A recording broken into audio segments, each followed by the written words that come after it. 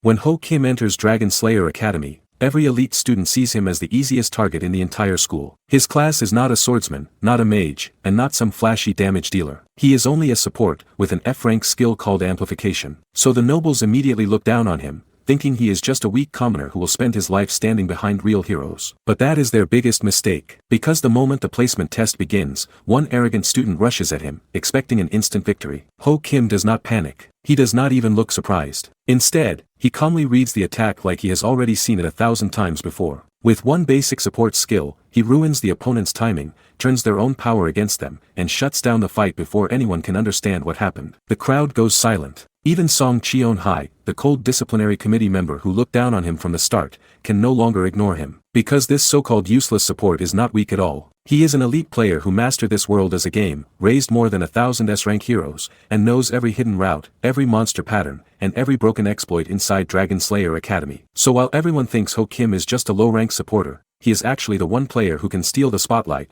break the Academy's ranking system, and make even the strongest students look like beginners. To understand how a useless support became the most dangerous student in the Academy, we have to go back to the beginning. A group of students walks through a dark, stone hallway while a system window explains the Academy's brutal reality. In this world, you don't just study, you survive through constant incidents and accidents. But here's where things get weird. While everyone else is fighting for scraps, the system drops a massive bombshell about Kim. He's the literal rank number 1 on the integrated rankings, labeled as the strongest support. Honestly, being a support sounds like a backseat job, but if you're the top-ranked player in existence, you're clearly not just handing out bandages. A violent surge of pink energy erupts from the ceiling, crackling like a storm about to break. Suddenly, a massive purple portal tears open the fabric of reality, and an endless tide of monsters, deformed ghouls and snarling wolves, floods into the hall. It's an absolute nightmare. 1 second you're worried about your next exam, and the next, you're looking at a literal demon invasion. This isn't a drill,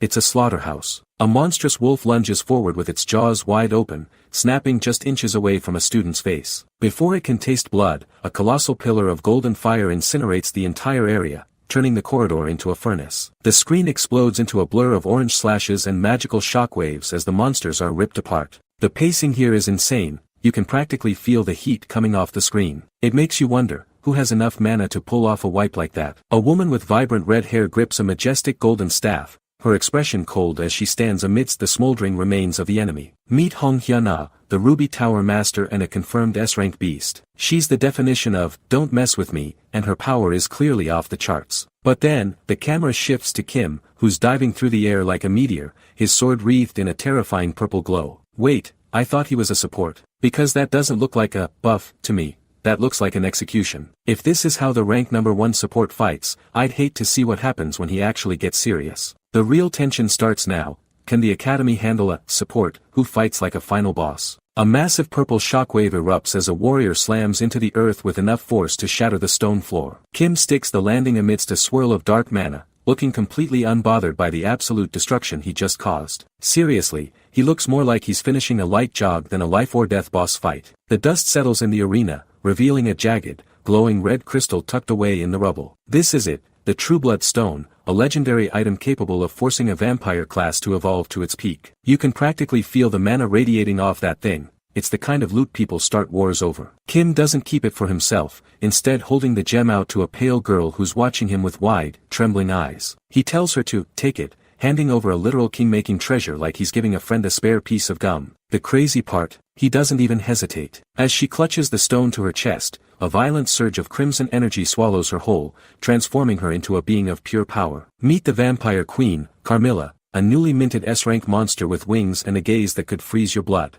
She went from a helpless NPC to a literal goddess in seconds, and it's all thanks to him. A system window flashes across the screen, confirming a feat that should be impossible. Kim hasn't just hit a lucky break. This is the 1000th S-rank hero he has successfully raised. 1000 S-ranks. That's not just skill, that's a level of obsession that borders on terrifying. We jump back to the real world, where Kim is slumped in his chair, stretching his arms in a dark room lit only by his monitors. He's hit S-rank in every class and collected every duplicate, leaving him with a world that feels completely empty and finished. He's a god who's run out of miracles to perform, and the boredom is clearly eating him alive. Just as he's about to log off, a bright blue notification envelope pings on his screen, breaking the silence. A hidden message at a time like this? It's completely unexpected, but it might be exactly what he needs to escape this stagnation. The question is the system offering him a new game, or is it about to drag him into a reality he can't just pause? Kim's eyes widen in absolute shock as a massive achievement notification explodes across his screen.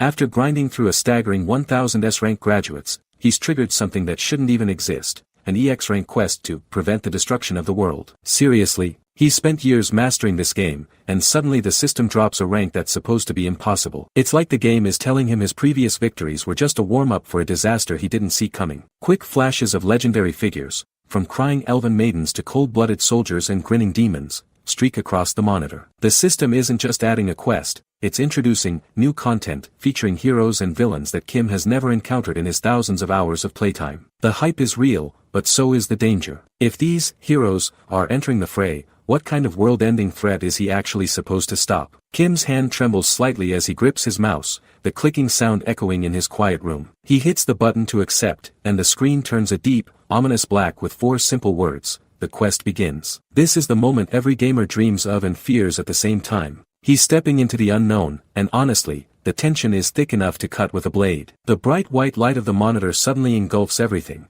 and when Kim blinks, the ceiling of his room is gone, replaced by a vast, shimmering sky. He looks around to see towering green trees and realizes with a jolt that he isn't just playing anymore, he's actually inside the Dragon Slayer Academy game. He's standing right in the middle of the tutorial forest, feeling the breeze on his skin. This isn't VR, this is a full-blown reincarnation, and it's happening right now. Kim immediately pulls up his status window, but what he sees is a total disaster. His name is Kim Ho, but his skills, traits, and equipment are all marked as none. He's a total level 1 scrub in a world where he was once a god. But then, a familiar ding rings in his ears as the system grants him reincarnation quest perks. He's starting from the bottom, sure, but if these perks are as broken as the EX rank quest suggests, the Academy won't know what hit it. The real question is, what kind of cheat did the system just hand him? Kim stares at a glowing blue interface appearing right in front of his face. He's just gotten his reincarnation perks, but before he can even celebrate, another screen pops up, the tutorial quest. Kim looks almost bored, tapping the holographic glass with a casual sigh. He remembers how these usually go,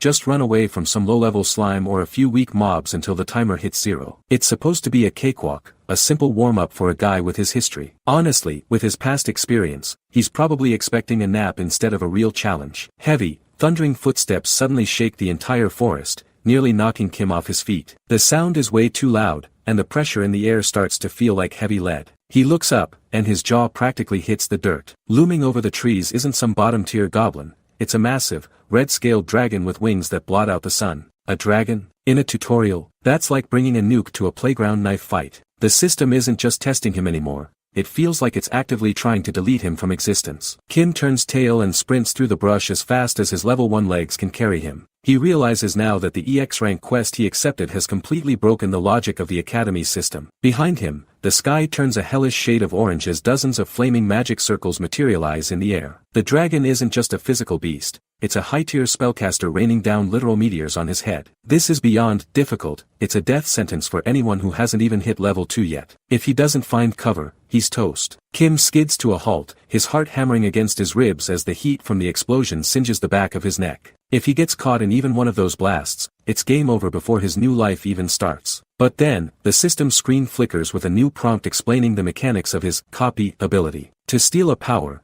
he has to witness the skill's activation and accurately identify the target's name and rank. His eyes lock onto the dragon's terrifying, toothy maw. The risk is suicidal, but the reward is insane. If he pulls this off, he's walking out of this tutorial with the power of a legend. But how do you identify a beast this ancient while dodging a sea of fire? A close-up of the dragon's massive, armored hide reveals the sheer scale of the monster Kim is facing. As the beast prepares to incinerate everything in sight, Kim doesn't flinch, coolly thinking to himself that while this looks like a death sentence to anyone else, it's actually easy for him. Honestly, the level of disrespect he has for an S-rank dragon is kind of legendary. The ground begins to fracture under the weight of the dragon's killing intent, sending shockwaves through the air. Suddenly, a bright, blinding flash of light erupts as a system notification chimes in his ears. He actually did it. The impossible copy is complete. Kim looks back over his shoulder with a smug grin, seeing the dragon still looming in the distance. He's hyped because snagging an S-rank skill this early in the game is basically a cheat code, even if he didn't expect to pull it off so soon. But then, reality hits him.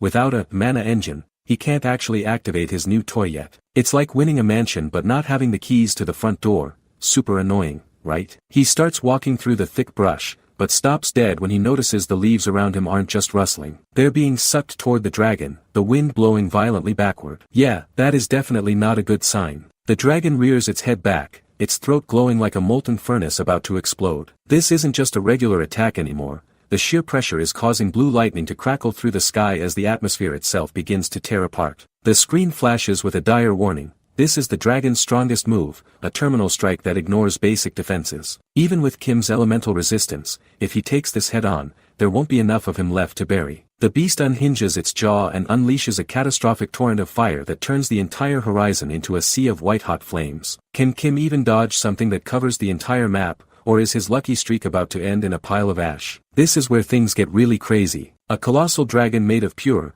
jagged blue electricity roars into existence, filling the entire sky with a terrifying hum. This isn't just some flashy spell, it's a literal manifestation of lightning that seems to shred the very atmosphere. In an instant, everything disappears into a blinding white flash as the energy discharges all at once. Honestly, my eyes hurt just looking at it. If that didn't end the fight, nothing will. The world fades to a stark white, leaving us holding our breath to see what's left of the battlefield. A glowing blue system window pops up with a satisfying chime. Tutorial 1 complete. Kim hasn't just survived, he's cleared the first hurdle and snagged a starter kit, including the Dragon Slayer Academy uniform and a train ticket. It's the official, welcome to the big leagues, moment for our protagonist. The screen blurs out as the system prepares the next stage of the journey. No rest for the S-rank graduates, I guess, it's time to move. A massive, old-school steam engine chugs into a crowded station, looking like something straight out of a dark fantasy novel. Kim is finally on his way to the academy, navigating through a sea of students to find a quiet place to sit. He spots a booth with a girl slumped over the table, her long gray hair covering her face,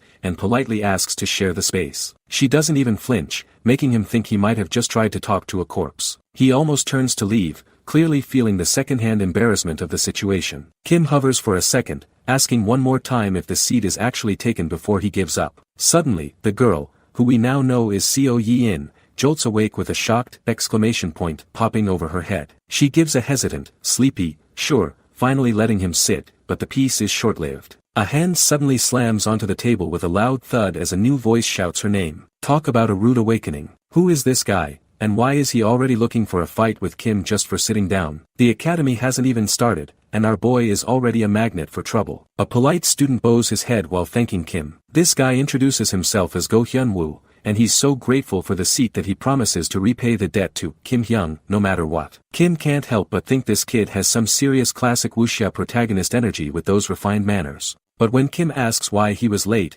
Hyun-woo casually mentions he got distracted by 2 dragons on the way here. Kim just nods along, thinking to himself that he saw them too, except he actually almost died. Honestly, these two are already acting like a chaotic duo and the semester hasn't even started. The screen fills with the grand title of the Dragon Slayer Academy. As the ceremony begins, Kim's inner thoughts reveal a massive secret. He has returned to this exact place every single time he's raised a new hero. To him, this legendary academy isn't a place of wonder, it's a repetitive cycle that's actually become kind of boring. Think about that for a second. While everyone else is nervous about their future, our guy is basically playing a new game plus for the 100th time. But that boredom is exactly what makes him so dangerous. Images of legendary students flash by in a monochrome memory. Kim recognizes the names Go Hyun-woo and Seo Yi-in, but as he looks around the room, he realizes these are all unfamiliar faces. Even though the roles are being filled, the people are completely different from his previous playthroughs. It's like the system is trying to throw him a curveball. Seeing these potential heroes standing there with their swords and guns makes the tension spike. If the faces have changed, does that mean their powers have changed too? The gray-haired girl, Seo Yi-in, stares intensely at the boys from across the table. It turns out she possesses a special eye, a broken ability that allows her to see everyone's status as measurable data. She scans Go Hyun-woo and dismisses him instantly as a completely average C-rank scrub with no potential. But then, her gaze shifts to Kim. The data starts to glitch because Kim is a little different from anything she's ever seen. Her eyes go wide, and you just know the secret is out. If she realizes his stats are off the charts, his quiet academy life is officially over before it even began. The officer's eyes are practically vibrating as the system confirms it. Kim is built different. She's seen legendary status screens before, but this is a once-in-a-decade anomaly that she can count on a single hand. Usually, she'd just suppress a student, but she recalls a piece of advice: when someone is this special, try playing nice first. Honestly, seeing her try to be nice is probably more terrifying than her being angry. A girl with gray hair digs into a bag of snacks, pulling out a massive, perfectly baked chocolate chip cookie. She's leaning into the friendly student persona, confirming she even made these herself to break the ice. It's almost wholesome for a second, but in this academy, you have to wonder if there's a hidden motive behind every crumb. The girl shifts her focus to the mysterious red-wrapped object leaning against the seat next to Go Hyunwoo. She asks if it's a longsword, and Hyunwoo's face goes totally serious as he explains it's a sacred relic of his martial sect. He's choosing to use a basic iron sword for now as his companion until he's worthy of the relic. Kim is just sitting there mid-bite, casually suggesting that maybe a sturdier weapon would be a better idea. His don't care energy is honestly peak. The door suddenly bangs open as a guy with a cheeky grin asks if he can hang out for a bit. Kim doesn't even need to look up to know this guy is dangerous. He's talking loudly, yet Kim didn't hear a single footstep when he approached. That's a master-level stealth feat right there. This is Shin Byung-chul, and he immediately flashes a card, telling them to call him whenever they need something. The vibe just shifted from a snack break to a high-level scouting mission. Who exactly sent this guy to track them down? Floating speech bubbles announced that Dragon Slayer Academy errand service, promising to find anything for the right price. Shin Byung-chul leans in with a confident smirk, even offering to break a few school rules if the coin is right. This guy's got some serious guts, trying to run a black market delivery service right inside the most prestigious academy in the world. It's a genius business model, honestly, but you just know the faculty isn't going to let a rule-breaking service fly for long. Shin laughs through the window glass, admitting his scouting mission was probably a bit too obvious. He calls out the junior for looking incredibly anxious and constantly glancing outside, which made him an easy target for a pitch. But suddenly, the cocky atmosphere evaporates as Shin's face contorts into a mask of pure, unadulterated terror. He lets out a sharp "Hayek," and you can just feel the air in the hallway turn freezing cold. Whatever just showed up behind him is definitely not looking for a delivery. Four students in formal black academy blazers march into the frame, led by the stern, orange-haired disciplinary officer. She doesn't waste a single second, explaining that first-year committee members enroll early and deploy immediately to handle nuisances like them. She points a gloved hand directly at the group, demanding they hand over a specific item that they aren't authorized to possess. This isn't just a hallway scolding. This is a full-blown shakedown by the Academy's elite enforcers. Kim watches the confrontation with a bored expression, thinking these committee members act more like aggressive loan sharks than fellow students. But the mood shifts instantly when jagged blue lightning begins to dance around the officer's hands, revealing her as a rare lightning-type mage. While Shin is internally screaming because he hates head-on fights, Kim's logic kicks into overdrive. He realizes his copy skill slot is currently empty, and a rare lightning ability is the ultimate prize. The question is, can he actually survive long enough to steal the power of the very person trying to arrest him? She pulls her black glove tight with a snap. Since Kim refuses to surrender the item peacefully, she declares she'll have to subdue him by force right here and now. Man, she is really going from 0 to 100 in seconds. Blue electric sparks begin to dance around her fingers as she glares at him. Mana surges through the room, turning the atmosphere heavy as she prepares her lightning magic. This isn't just a threat, the air is literally vibrating with killing intent. Suddenly, a massive bolt of electricity hits the floor with a deafening crack. She releases a warning shot that scorches the ground, making it clear she's done talking. Okay, so, peace is officially off the table. Feet blur against the floor as she lunges forward like a predator. She moves with explosive speed, closing the gap between them before Kim can even blink. She's way faster than she looks. Her hand reaches out like a claw, aiming straight for his throat. She tries to grab him, her movements sharp, precise, and terrifyingly aggressive. If that hand catches him, it's game over for his neck. Kim skids backward, his shoes leaving dark dust trails on the expensive academy carpet. He barely manages to dodge the initial strike, his face twisted in a look of pure shock. Look at his expression, even he didn't expect her to be this relentless. Another blast of lightning erupts from her palm as she follows up. She's using point-blank discharges to keep him on the defensive and corner him. The officer stares him down with a terrifying, cold intensity in her eyes. Kim tries to shout that he's not an accomplice to whatever crime she's imagining, but she isn't listening to a word. She's totally tuned him out at this point, and it's honestly scary. A single, lonely chocolate chip cookie lies crumbled on the rug between them. She points down at the ruined snack, claiming that Kim made her drop it during the scuffle. Wait, is she actually serious right now? Kim stares at the cookie in pure, unadulterated disbelief. He's completely frozen, realizing she's using a ruined snack as a justification for a high-level magic duel. I'd be confused too, man. It's just a cookie. The screen flashes with the series logo as the tension hits its absolute peak. The narrative is shifting from a simple arrest into a full-blown, personal confrontation. Here we go, the real fight is just starting. The camera zooms in on the broken cookie bits scattered across the floor. The officer doubles down, saying anyone would be mad if their snack was ruined like that, while Kim just sighs, calling it a pathetic excuse to pick a fight. It's the ultimate, petty power, move, but the scary part is that her lightning is the real deal. Can Kim actually survive long enough to copy the skill of someone this unhinged, or is he about to get fried over a snack? We'll find out next time. Two suited members of the disciplinary committee loom over the scene, their hands crossed in a display of pure intimidation. They're issuing a cold ultimatum: step aside while I'm being nice, or you'll get burned. You can practically feel the temperature in the hallway drop as blue sparks of mana start to crackle across the frame. These guys aren't just hall monitors, they're ready to draw blood if Kim Ho doesn't comply. Honestly, the audacity of these upperclassmen is just next level. Kim Ho stands his ground against the pressure, appearing surprisingly calm for someone staring down a lightning-charged committee. Instead of escalating the fight, he pulls the ultimate, support class, move and offers a dessert coupon for the student cafeteria to settle the ruined cookie debt. The tension breaks for a split second when the officer actually accepts it with a smile, but the real play is Kim's internal smirk. He's silently thanking the system for a brand new skill he just secured under the table. Man, this guy really knows how to manipulate a situation to his benefit. The orange-haired officer, Song Chun-hai, looks totally fed up while talking about a stolen wig prank that apparently went way too far. She gives Kim a final piece of advice: stay away from the informant Shin Byung-chul, before turning her back to leave. As the committee walks away, a long-haired member points back with a lingering threat: I'll remember you. It's that classic, villain of the week energy that makes you realize Kim just made some very powerful enemies. The atmosphere shifts into high gear as the true identities of these students are finally dropped like a bombshell. Song Chun-hai isn't just some angry officer, she's the granddaughter of Thunder Lord Song Jae-yoon, carrying the legacy of a literal legend. Then we see Jo Byok, a literal powerhouse who is the direct disciple of the Fist King. These aren't just students, they are the royalty of the Slayer world. Kim Ho isn't just dealing with bullies anymore, he's standing in the middle of a shark tank filled with the world's most dangerous heirs. How is he going to recruit people this powerful? GM Johan grips his glowing staff tightly as the system window pops up. It turns out he's the sole heir of the prestigious Golden Lotus Pavilion,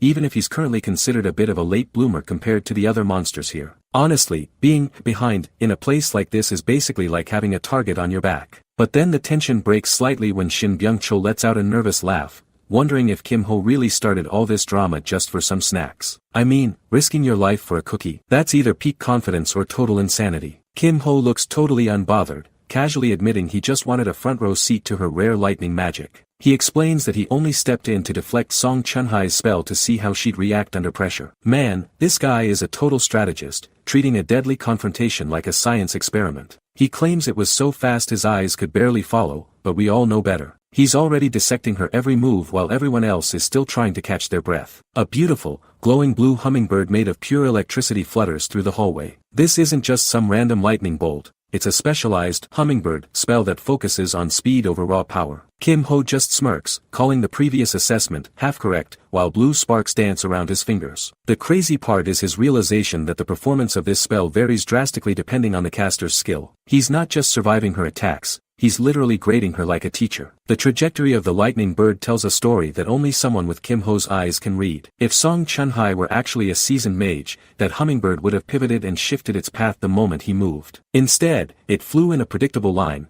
proving she lacks real-world combat experience and fine motor control. It's actually terrifying. He just dismantled her entire combat identity based on a single second of magic. She has the power, but she doesn't have the soul of a fighter yet. Chibi characters look on in shock as the realization of Kim Ho's genius finally hits. It's wild to think that one single spell could reveal so much about a person's hidden stats. He notes that she's pulling off an E-rank skill with D-rank strength, which means she's sitting on an absolute mountain of innate mana. He's found a literal diamond in the rough, but she's completely unpolished and dangerous. Now the real question is, how does Kim Ho plan to recruit a girl who's currently trying to blast him into smoke? A thought bubble reveals Kim Ho's internal monologue about the girl's lineage. He confirms she's the Thunder Lord's granddaughter and immediately adds her to his mental recruitment list. Talk about a high-tier scout, he's already planning 3 steps ahead. Kim Ho then offers a calculated bit of kindness, telling the group he's happy to share what he knows and to call him whenever they need help. He's playing the generous senior role perfectly, and it works.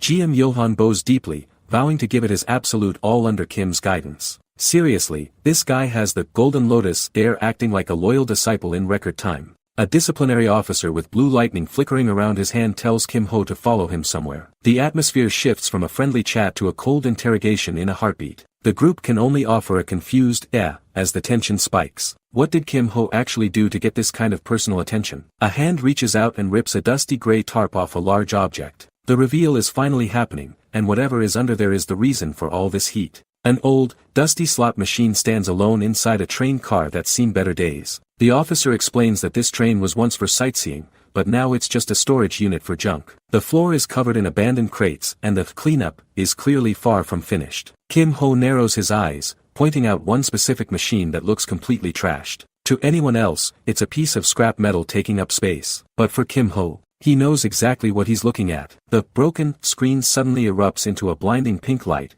flashing a lucky 777 jackpot. It's not a malfunction, it's a miracle. A system notification confirms this is the hidden event, broken-looking slot machine, a legendary must-pick reward. While the academy sees trash, Kim Ho sees a game-breaking exploit. He grabs the lever and pulls it down with a heavy, mechanical click. The gamble is officially on, but the look in his eyes says he's already won. The real question is, what kind of insane item is about to drop into his hands? A cheap plastic water bottle rolls into the dispenser with a hollow thud. Kim Ho stares at the reward, clicking his tongue in annoyance because the jackpot didn't drop on the first try. His companion looks on, totally confused, asking why he's even wasting time on this junk. Kim doesn't miss a beat, explaining that while the machine itself is fine, the items hidden inside are the real problem. Another lever pull, another miss. Man, the RNG in this academy is straight up disrespectful. But Kim isn't the type to quit when he smells a game-breaking exploit. A heavy, dark aura suddenly looms over them as a blue-haired girl appears out of nowhere. This is Lady Han from the disciplinary committee,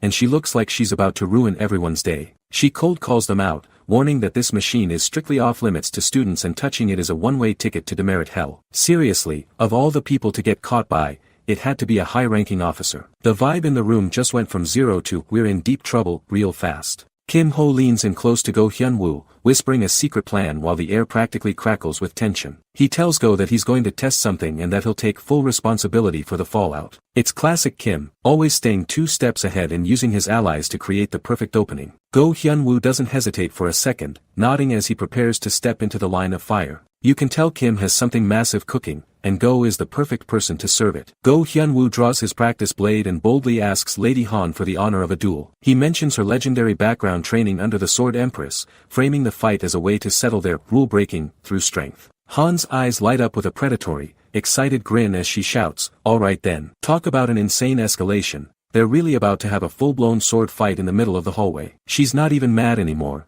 she's just hungry for a challenge. Steel clashes against steel as the two of them blur into a storm of high-speed strikes and flying sparks. The impact is so intense that Han actually looks surprised by the sheer weight behind Go's movement. It's a total deadlock, with neither of them willing to give an inch while the corridor shakes from the pressure. This is exactly the distraction Kim needed, but it makes you wonder, if Go is this strong, just how dangerous is the girl who trained under an empress? The real chaos is only just starting. The orange-haired officer plants her foot and launches herself like a human missile. She brings her blade down with enough force to shatter the floor, but Go Hyun-woo barely catches it on his own sword, gritting his teeth as the air screams around them. Kim Ho watches this from the sidelines, and honestly, he's not impressed. He realizes Go is losing the battle of internal energy because his core is way too weak for this level of combat. But Kim isn't one to let his investments fail so easily. He's got a plan to see what Go is really made of, and it starts with a little system interference. A system window flickers into existence, showing Go's core rank jumping straight from E to C in an instant. Kim Ho isn't just watching,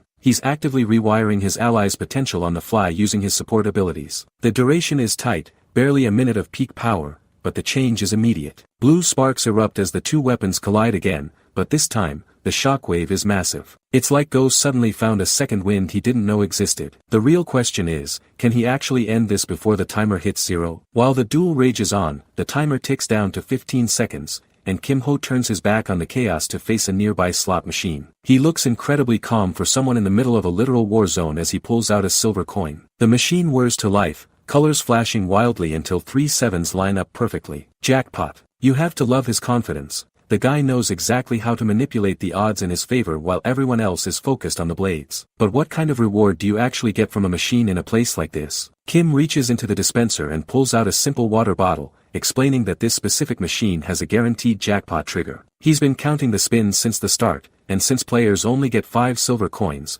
this 5th spin was always going to be the win. As the gears click one last time, a small blue canister rolls out into his hand. It looks unassuming, but in a world of slayers and monsters, a jackpot item is never just a drink. He's got the item he needs, but with the disciplinary committee closing in, how is this one littlekin supposed to save them? Kim Ho stares at the machine with a sharp, calculated smirk. He knows that by inserting the silver he borrowed, the pity system is about to kick in. On the 6th spin, the jackpot is a 100% guarantee. Honestly, watching him manipulate the Academy's mechanics like this is both brilliant and a little terrifying. The slots click into place, lining up 3 sevens as a glowing blue canister tumbles into the collection tray. This is the moving ice drink, a jackpot item that carries a prompt warning of bitter cold and a requirement for extreme caution. You just know a drink with a warning label like that isn't for refreshment, it's a high-tier buff with a heavy price. The blue-haired disciplinary officer lunges through the air, her hand reaching out desperately to seize the item. She realizes exactly what he's planning and tries to shut him down before he can even pop the tab.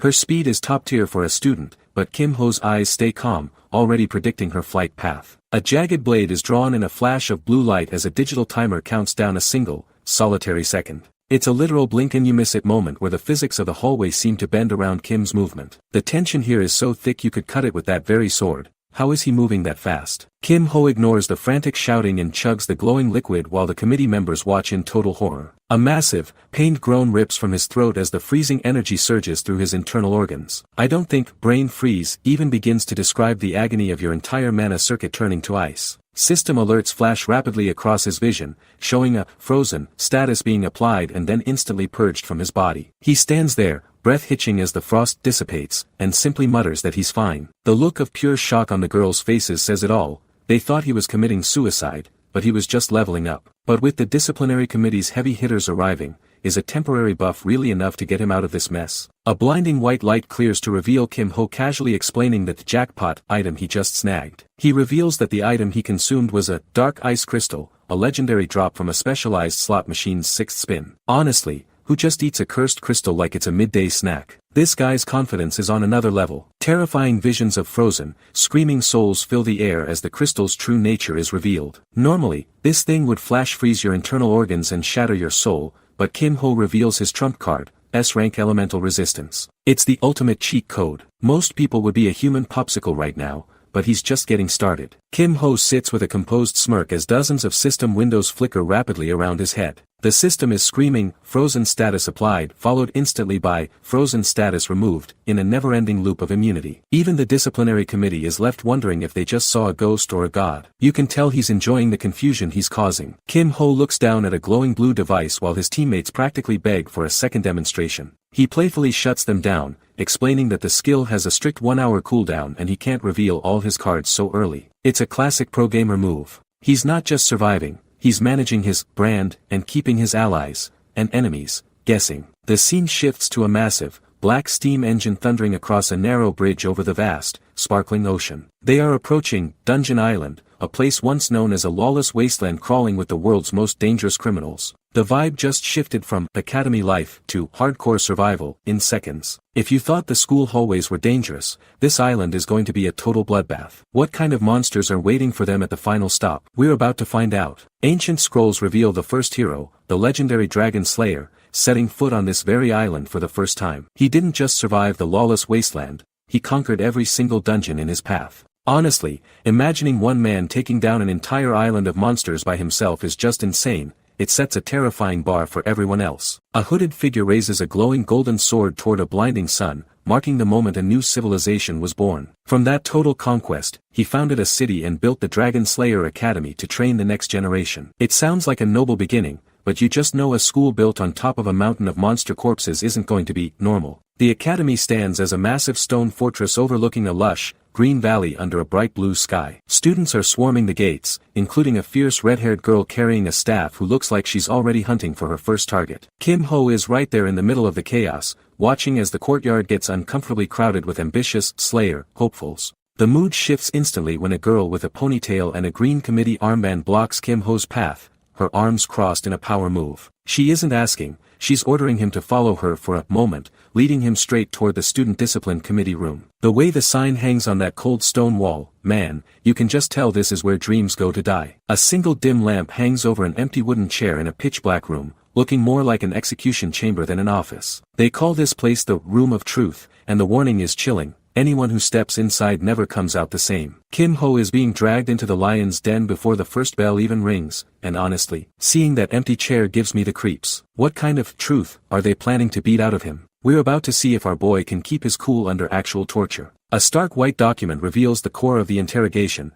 Kim Ho's suspicious snack from the slot machine. The committee is scanning him for every possible debuff, but the results are coming back completely clean. Kim Ho just watches them, internally smirking because he knows the frozen status they're looking for is already ancient history. It's a total stalemate, and you can practically feel the frustration boiling in the room while he sits there like he's just waiting for a bus. The camera pans up to reveal the man pulling the strings, Oh Si-hoon, the third-year head of the entire discipline committee. He's got this terrifyingly polite smile and his hands folded like he's already decided Kim's fate, even as he offers a friendly wish for a good semester. Kim Ho keeps it professional, giving a sharp yes, senior, before heading out the door. It feels less like a dismissal and more like the start of a very long, very dangerous game of cat and mouse. Seriously, that smile of Si-hoon's is way more threatening than a regular scream would be. The doors close, and the mood shifts instantly as Chun-hai vents her pure annoyance at the situation. They dive back into the logic of the crime. Why would anyone use a high-value slot machine and then immediately chug the prize unless it was a forbidden item? We see a quick flashback of Kim Ho basically inhaling those glowing blue particles while everyone else was losing their minds. They know he's hiding something massive, and honestly,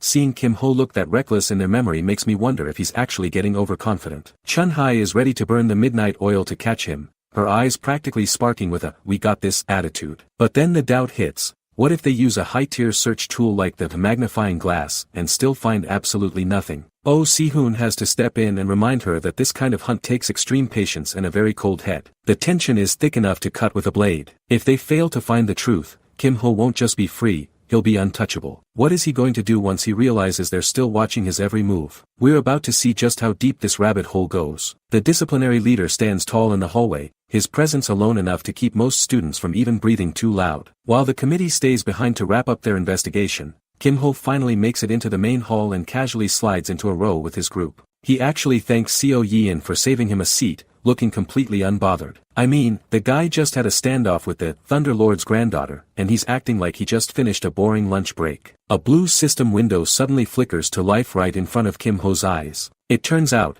just being punctual has its perks. He's rewarded with an E-rank weapon selection ticket and 5 silver for attending the ceremony on time. But the light-hearted vibe shifts the moment a new figure walks onto the stage. The crowd starts whispering instantly because he has finally arrived. This isn't just some faculty member. This is the man at the very top. The principal of the academy stands at the podium, looking more like a guy who just rolled out of bed than a legendary warrior. He's got messy, light brown hair and a bit of stubble, wearing a casual tracksuit that definitely doesn't scream authority. But the whispers tell a different story. This man was once the leader of the Dragon Slayer team. Traditionally, this position is reserved for heroes who've retired from the absolute front lines, people who have survived things that would give normal hunters nightmares. Even if he looks ordinary now, he's a walking nuke. Kim Ho watches the principal with a knowing, almost pitying smirk on his face. While the other students are in awe of the man's legend, Kim Ho's internal data tells him something a bit more personal. Apparently, this legendary hero just got rejected by a woman for the 5th time recently. It's such a humanizing, slightly pathetic detail that you almost forget he could probably level the building. The principal clears his throat,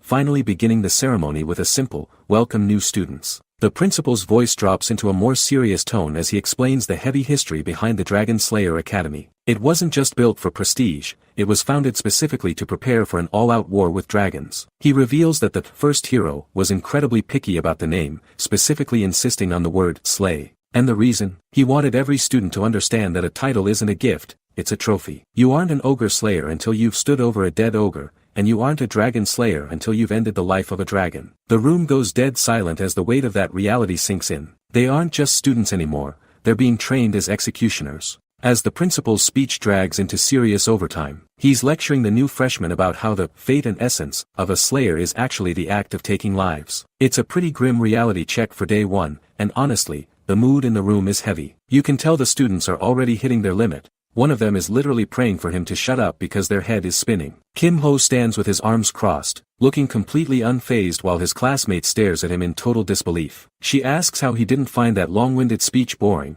but Kim Ho just gives a chill, almost robotic response. He's used to hearing this kind of talk every single day. This guy is way too calm for someone who just got told his future involves constant killing. It makes you wonder what kind of insane environment he was raised in to find this normal. The camera zooms in on a sharp-eyed faculty member with piercing blue eyes as she issues a chilling set of warnings. She's not playing around, stating that carrying restricted items or sneaking into the academy's lower levels will result in immediate confiscation and massive penalties. The students are actually trembling, noting that the pressure she's radiating is the real deal. If the rules are this terrifyingly strict, what kind of monsters are they keeping in those lower levels? The ceremony finally ends with a simple dismissal to dinner and a reminder to get back to the dorms on time. Most of the students are just relieved it's over, asking, "That's it?" like they expected a big fireworks show or something. But the atmosphere is still thick with tension. It feels like the calm before a very violent storm, and Kim Ho is the only one who looks ready for it. A student named Shin Hyung points to some fresh, nasty scratches on his face,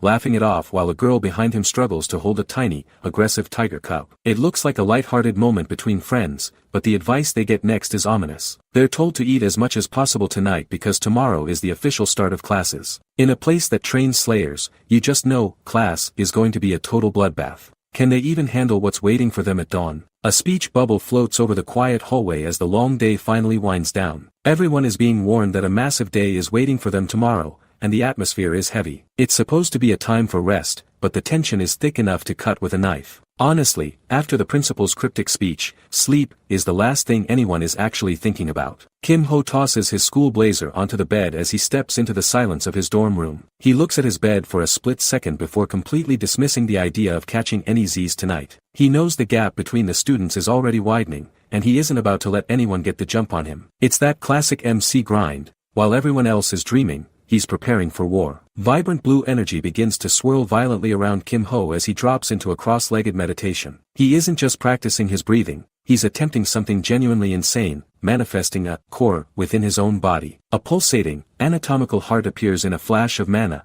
representing a slayer's ultimate power engine. If he can stabilize this, his mana capacity won't just grow, it'll explode. Digital-like streams of data and mana cascade around him as he calculates the risk of this internal experiment. He's never actually crafted a core in the real world before, but he's relying on the dark ice crystals he absorbed earlier to act as the foundation. A confident, almost predatory smirk plays on his lips as he realizes the pieces are falling into place. It's a massive gamble, but for a guy like Kim Ho, high risk always means a high reward.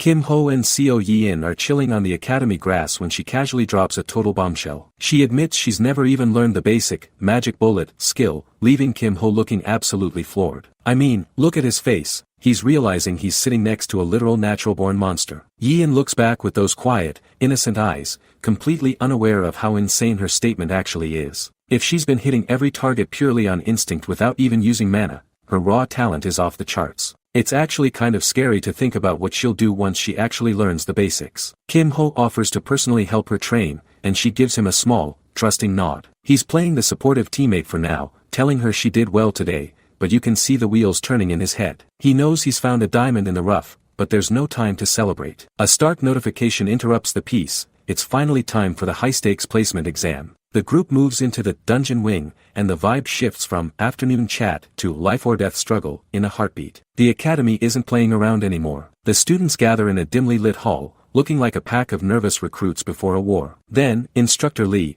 the man they call the Human Butcher, appears with a system screen for the Mist Forest. With a strict 10-minute limit and a focus on high scores, the pressure is officially through the roof. Now we get to see if Kim Ho can keep his average student act alive while the butcher is watching his every move. A dark, misty forest fills the screen with a notification about high scores. The mission is straightforward. The number of monsters you take down in 10 minutes determines your rank, with a focus on high-quality kills. Honestly, 10 minutes feels like a lifetime when you're surrounded by things that want to eat you. It's the ultimate race against the clock. A blueprint of a human body shows a glowing mana core being suppressed by chains. This is a fixed zone, a brutal environment where everyone's equipment, skills, and traits are reset to a measly F rank. Even your core drops to the lowest level, making mana management the only thing keeping you alive. Talk about a total handicap. they're basically stripping these elite students of their status and ego. The students stand in a line, looking anxious as Instructor Lee gives his final, cold warning. He tells them they'll regret it if they're careless with their mana before calling them into the forest one by one. The title card drops, signaling that the Fixed Zone arc is officially in motion. You can just feel the dread radiating off these kids as they realize their power is gone. The aftermath shows students collapsed on the floor, panting and looking completely broken. Most of them are whining about how awful and unfair the test is because they can't rely on their usual high-rank cheats. It's a total reality check for the ones who thought they were special. Seeing these arrogant types fall apart like this is actually kind of satisfying, isn't it?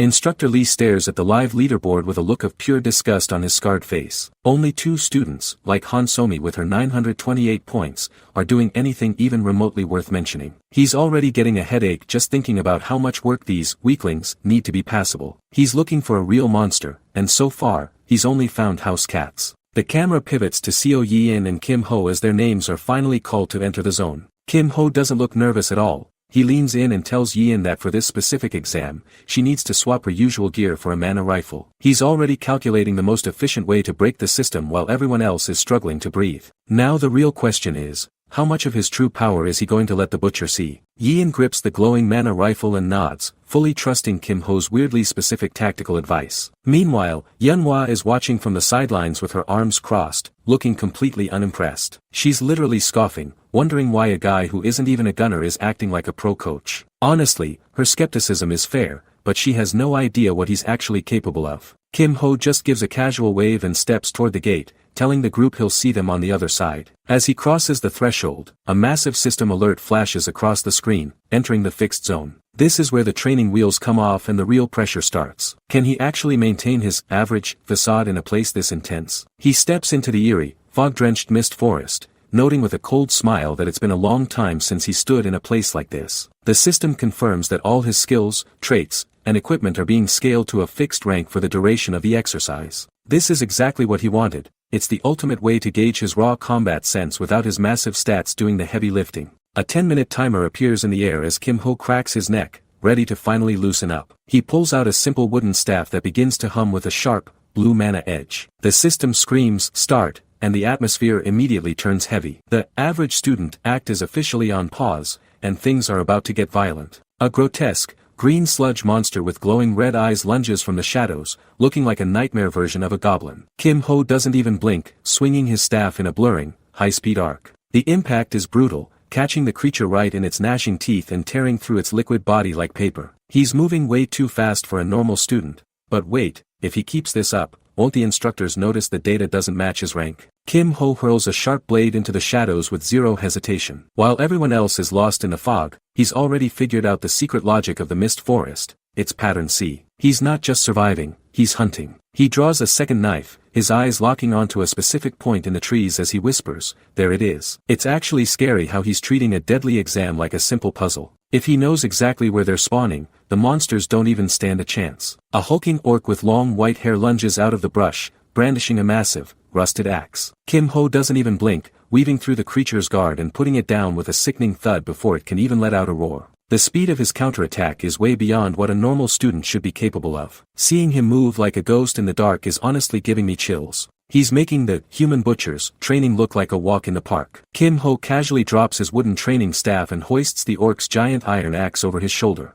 He realizes there's no point using weak academy gear when he can just borrow high-tier weapons from the monsters he kills. It's a genius move, but also a total flex. He's ready to start racking up serious points, but here's the real problem. If he starts a massacre with a weapon that big, he's going to leave a trail of evidence that his average persona can't explain. Can he really keep his secret safe if he turns the forest into a graveyard? Grotesque sludge trolls crawl out of the darkness, their liquid bodies dripping with malice. Kim Ho finds himself pinned as 2 more massive monsters spawn right behind him. Most students would be screaming for help right now, but he just checks his position with chilling composure. It's almost scary how calm he is while being surrounded by literal nightmares. Kim Ho pauses mid-slaughter as a system prompt pops up, asking to save his combat replay. He looks at his score, 683 points in just 3 minutes, and his face immediately drops. This isn't just a win, it's a neon sign telling the world he's a monster. If he saves this data, Every great faction in the country will be hunting him down by morning. Seriously, his biggest enemy right now isn't the monsters,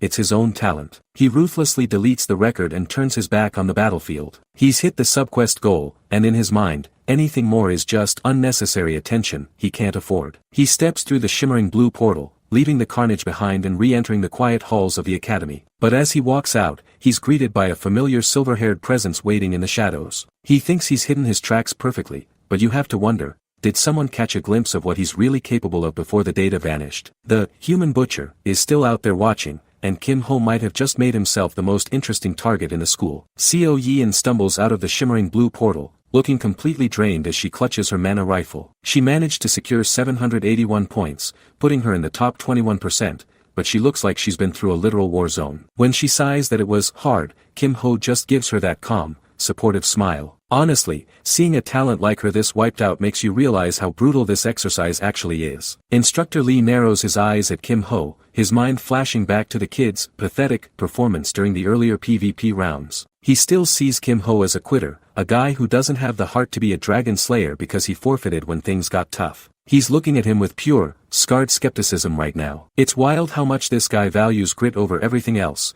and Kim Ho is failing his vibe check hard. Lee's expression suddenly shifts into a grimace of confusion as he scans the newest data on his tablet. Kim Ho somehow hit a mid-high tier ranking of 683 points in an impossibly short window of time. The efficiency is literally unheard of, and the human butcher knows something is wrong. He realizes that while the rest of the class sees a loser, he might be looking at a monster hiding in plain sight. Lee calls out Go Hyun-woo for the next round, warning him to be careful as the names of the real monsters start flashing on the leaderboard. We see the top three, Lee Song-hyun, Han So-mi, and the Sword Saint's grandson, Moyong-jun. These kids are absolute prodigies, clashing steel with enough force to shatter the air itself. But if these are the peak elites of the academy, it makes you wonder, what happens when Kim Ho finally stops hiding? Kim Ho watches the scoreboard with a cold, calculating gaze. Suddenly, the screen flickers and Go Hyun-woo's name rockets to the absolute top with a massive 1,023 points. He actually jumped over the academy's golden boys to snatch first place. Honestly, seeing those top-tier elites get bumped down by a supposed underdog is just so satisfying. Go Hyun-woo steps through the flickering blue energy of the exit portal, looking exhausted but focused. The crowd starts whispering immediately, recognizing him as the guy who stood his ground against the nobles earlier. He walks straight to Kim Ho, giving him all the credit for the win because of the rest he provided. Man, the loyalty this guy has for Kim Ho is the real deal. The salt in the room is thick as other students start talking trash behind Kim Ho's back. They're calling him a coward for forfeiting the PvP exam while his friend takes all the glory. They have no clue that the coward they're mocking is actually the one pulling every single string from the shadows. It's almost painful how little these people actually know. Kim Ho brushes off the insults with a casual wave, telling a worried Hyun-woo not to sweat the small stuff. But the mood turns heavy when they realize Chun-hai's score still hasn't appeared on the leaderboard at all. Kim Ho looks back at the portal, his red eyes narrowing as he realizes the night isn't over yet. Something is definitely wrong, and you can just feel the tension starting to spike again. A flash of blue lightning rips through the dark forest. Inside the dungeon, Song Chun-hai is absolutely swarmed by a pack of savage goblins, her academy emblem flickering under the mana pressure. She's fighting for her life, but the monsters aren't going down as easy as she planned. Man, you can really feel her panic starting to set in here. The goblins keep coming even after getting blasted by her electricity. She realizes her wide area attacks are only slowing them down instead of finishing them off. That's when Kim Ho's voice echoes in her head, reminding her that if mana control gets tough, she needs to stop being flashy and just aim for the head. It's crazy how his low-tier advice is the only thing that makes sense right now. Chun-hai clenches her fist as sparks of mana surge around her arm like a living storm. She stops trying to hit everyone at once and focuses every ounce of her remaining power into a single, devastating point. Lightning enchant. She delivers a crushing blow that sends a shockwave through the entire area. Now that is a heavy-hitting blow. A digital screen flickers to life, displaying Song Chun-hai's final result, 571 points. She steps out of the portal with a heavy sigh, looking completely frustrated that her performance was revealed to the whole class. She thinks it's an embarrassing score, but look at the faces of the other students. If she's this annoyed with a score that high, what does she think of Kim Ho's group? But the real danger is Instructor Lee. He's watching, and he knows something about these scores doesn't add up. Hong Yunhua pouts with her arms crossed, looking genuinely annoyed at her performance. She's actually upset about her score being embarrassing, which is crazy considering she's at the top of the class. But Instructor Lee doesn't care about her ego right now. he steps forward to officially conclude the placement exam. He tells the exhausted students to go rest and dismisses them, promising that the final results will be out tomorrow. It seems like a normal ending, but you can tell the real drama is just starting behind the scenes. The scarred instructor stares into the distance, his eyes burning with a heavy suspicion. He immediately heads to the academy's private records room and demands to see the replay of Kim Ho's specific exam. The staff member behind the desk is visibly shaken because Lee never takes an interest in individual students. It's a massive red flag for Kim Ho. If Lee's predatory instincts are this sharp, the protagonist's average student act is in serious trouble. The technician's face goes blank as he realizes Kim Ho's replay file is completely missing from the system. It's not just a glitch. The data simply isn't there, meaning Kim Ho somehow wiped his own tracks. Lee doesn't miss a beat, ordering the man to pull the raw dungeon access logs to see the truth. When the data finally pops up, the technician's eyes widen in pure shock. Lee's grimace turns into a cold realization. His hunch was 100% right. But what exactly did he see in those logs that made a seasoned butcher look that stunned? The secret is out, and Kim Ho has no idea he's being hunted. The screen flashes a damning realization. Kim Ho deleted his own combat records on purpose. Instructor Lee's face is a mask of cold sweat as the raw data finally pieces together the impossible truth. Looking at the timestamps for the Mist Forest run, it's clear the kid wasn't just lucky, he's a total monster. At the pace he was moving, he would have shattered the 2,000 point mark in under 10 minutes. Man, imagine having that much power and deciding to just wipe it from existence. It's calculated, and honestly, it's a little terrifying to think about what he's actually capable of. Lee stares at the empty logs, asking the question we're all thinking, why hide those skills? His mind immediately goes to the darkest corners of the Dragon Slayer Academy, a place where enemies are just as common as allies. We see a chilling glimpse of the apostles of the evil god, horned demons and hooded spies lurking in the shadows of the world. If an infiltrator has actually made it inside the academy, Lee knows he has to act fast. He's no longer looking at Kim Ho as just a lazy student, he's looking at him as a high-level threat that needs countermeasures immediately. The technician nervously asks if they should inform the principal, but Lee shuts that down with a sharp look. He knows that if they leak this information without solid evidence, Kim Ho will only hide his true nature even deeper. Lee turns to leave, his eyes lingering on the protagonist's profile one last time with a predatory, intense glint. I'll keep watching for now, he mutters, deciding to play a long, dangerous game of cat and mouse. The butcher is officially on the hunt, and Kim Ho has no idea his average student act just gained a very dangerous front row spectator. Kim Ho stares forward with that trademark calm intensity. We're officially back, and the clock is ticking at 3:27 p.m. inside the Dragon Slayer Academy's internal cafe. This is the calm after the storm of the placement exams. You just know that when Kim Ho is this quiet, his brain is running 1,000 simulations a second. An overhead shot shows Kim Ho and Go Hyun-woo at the counter while Seo Yi-in looks like she's about to collapse. Kim Ho mentions he's finally getting a taste for coffee, but Yi-in is so drained she can barely keep her eyes open as she stumbles off to find a seat. Seeing her this exhausted really puts into perspective how brutal those exams were, even if Kim Ho made it look easy. Kim Ho slides over the drinks and immediately tells Hyun-woo to pull out the catalog they received after class. Hyun-woo looks completely lost, scratching his head because the technical jargon in that book was total gibberish to him. This is exactly why Kim Ho brought them here. He's the only one who actually understands the meta of this school. I honestly don't know where Hyun-woo would be without him. Hyun-woo pulls out his student ID, and a blue holographic screen flickers to life showing a balance of 3,069 points. Kim Ho explains that these points aren't just for show, they are the literal currency of the Dragon Slayer Academy. If you want to survive here, your bank account better be stacked. Seeing those numbers pop up feels like watching a pro player check his gold lead in a high-stakes match. Kim Ho narrows his eyes while looking over the documents, explaining that points buy facilities and gear, but there's something way more important. He brings up a specific message they saw right before leaving the dungeon, something called a replay. The way he says it makes my skin crawl. What exactly can they do with a replay of their battles? If Kim Ho is focusing on this, the next phase of their training is about to get a whole lot more complicated. Go Hyun-woo looks down at a blue folder, his expression going a bit blank as he realizes he might have accidentally signed his life away. He mentions he accepted something without really thinking, and man, that is a total rookie move in a place as cutthroat as this academy. Kim Ho doesn't waste a second, immediately showing him what that signature actually meant by purchasing Han Somi's Dungeon Strategy Replay for 100 points. A glowing blue holographic orb flickers to life, projecting a crystal-clear image of Somi slicing through monsters with surgical precision. It's a literal recording of her every move, her timing, and her combat habits. Honestly, having your secrets sold like cheap pay-per-view is a nightmare scenario for anyone trying to stay at the top. Kim Ho scrolls through a digital interface, revealing that Hyunwoo's own battle replays are already selling like crazy because of his high rank. Hyunwoo stares at his phone in a mix of pride and pure horror, realizing he's suddenly rich in points but completely exposed. Kim Ho's tone turns serious as he drops the heavy truth. This isn't just a quick way to make money. If other students buy your replays, they can study your rhythm, find your blind spots, and build a perfect counter for the next round. Hyunwoo starts visibly sweating, realizing that in the upcoming mana battles, everyone is going to see exactly how weak his core actually is. It's a terrifying thought. Your own success is being used to build a roadmap for your defeat. Kim Ho just smirks, telling him that despite the massive risk, these points are a necessary evil to reach his real goal. He leans in close and mentions a place most students haven't even heard of yet, the special training room. We see a vision of a figure meditating in a chamber overflowing with swirling,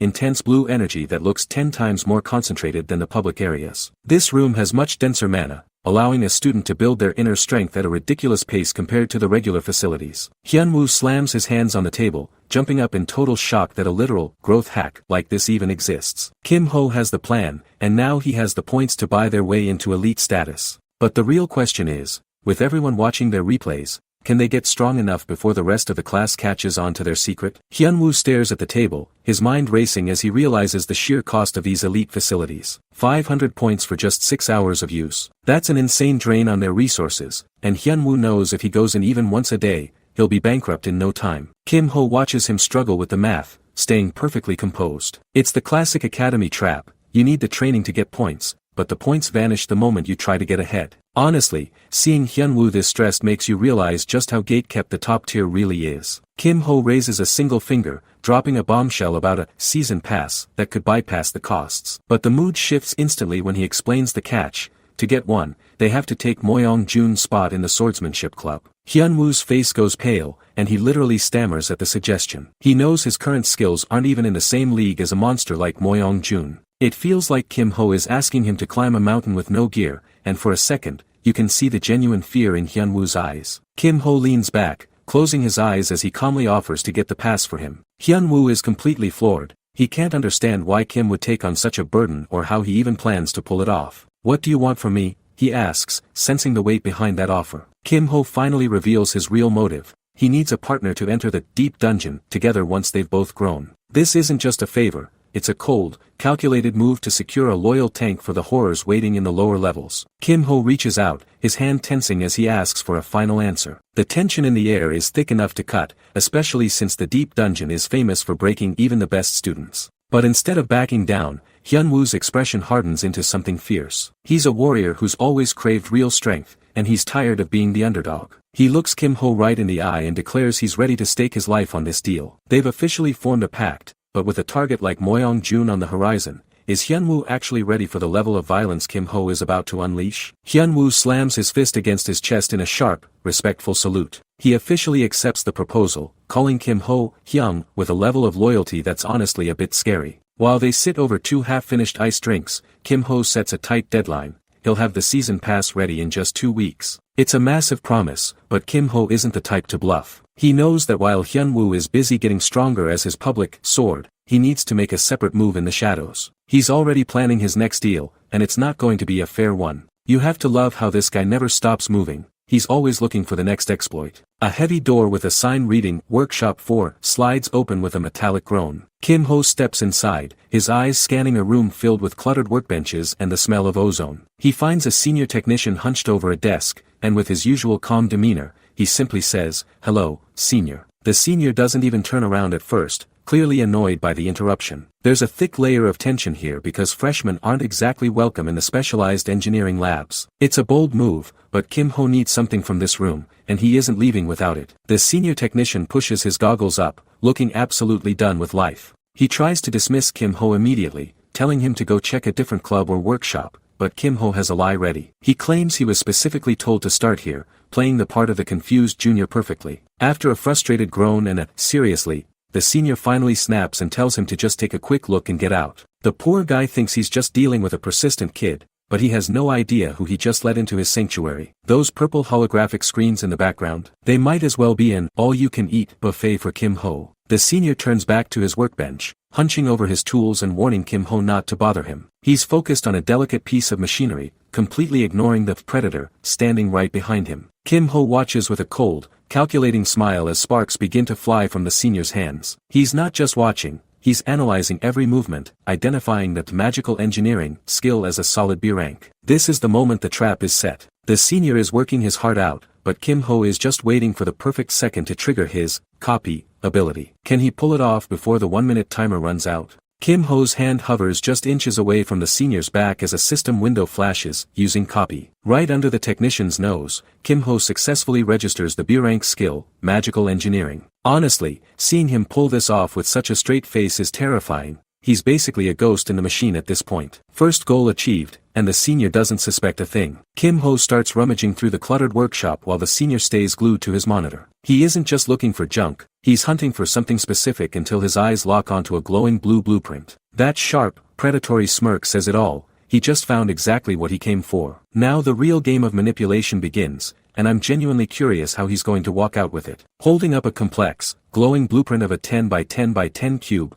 Kim Ho asks the senior if this random item is actually valuable. The senior dismisses it, claiming it has high specs for absolutely no reason and is basically a waste of space. Kim Ho plays the part of the innocent junior perfectly, asking if he can have it since it's just going to be thrown away. It's a masterclass in acting. Making your opponent think your treasure is their trash is a pro-level move. A purple glow fills the screen as Kim Ho spends 1,000 points to acquire a heat catalyst reagent from his system. He doesn't just take the cube for free, he offers the reagent as a trade, knowing full well that engineers can never have enough of them. Look at the senior's face. He goes from whatever to holy crap the second he sees that bottle. Kim Ho is essentially dangling a carrot in front of a very hungry horse, and it's working perfectly. The senior greedily snatches the reagent, telling Kim Ho he can have the blueprint as long as he keeps the deal a total secret. As Kim Ho walks away, he can't help but gloat internally about saving 1,000 points on the deal. He just secured a high-spec blueprint and a B-rank skill for a fraction of their actual value. But with the human butcher calling for deathmatches next, will these technical upgrades be enough to keep him ahead of the pack? This academy is about to get much more violent. Bubbles of text hover over Kim Ho as he processes his recent purchase with a dark, satisfied look. He just dropped a massive 1,000 points on a blueprint that the rest of the academy considers absolute garbage. But is it really trash? He asks himself with that chillingly calm smirk. Everyone thinks he's the world's biggest sucker right now, but honestly, he's just waiting for the punchline that only he knows is coming. A glowing green object, the cube of life, emerges from a sea of digital static and vines. This is the hidden payoff, a genuine S-rank item that was buried inside a quest nobody else was brave, or smart, enough to take. As a guy who's literally raised countless S-rank heroes in his past life, he knows that this one, trash, item is worth more than everything his classmates are currently fighting over. It's the ultimate, I told you so, in the making. Kim Ho's silhouette is framed by the bright blue light of the training center's Mana training room. He isn't going through the usual struggle, he's here to bypass the system entirely. He mutters about knowing how to craft this thing without even touching the long, annoying chain quest. It's such a pro-gamer move. Why play the game the way they want you to when you already know all the shortcuts? A system alert blares, showing his magical engineering rank skyrocketing from B all the way to S rank in a flash. He's triggered amplification, a skill that gives him god-tier crafting talent, but there's a catch. It only lasts for exactly 60 seconds. The timer is already bleeding away at 47 seconds, and the pressure is palpable. This isn't just crafting anymore,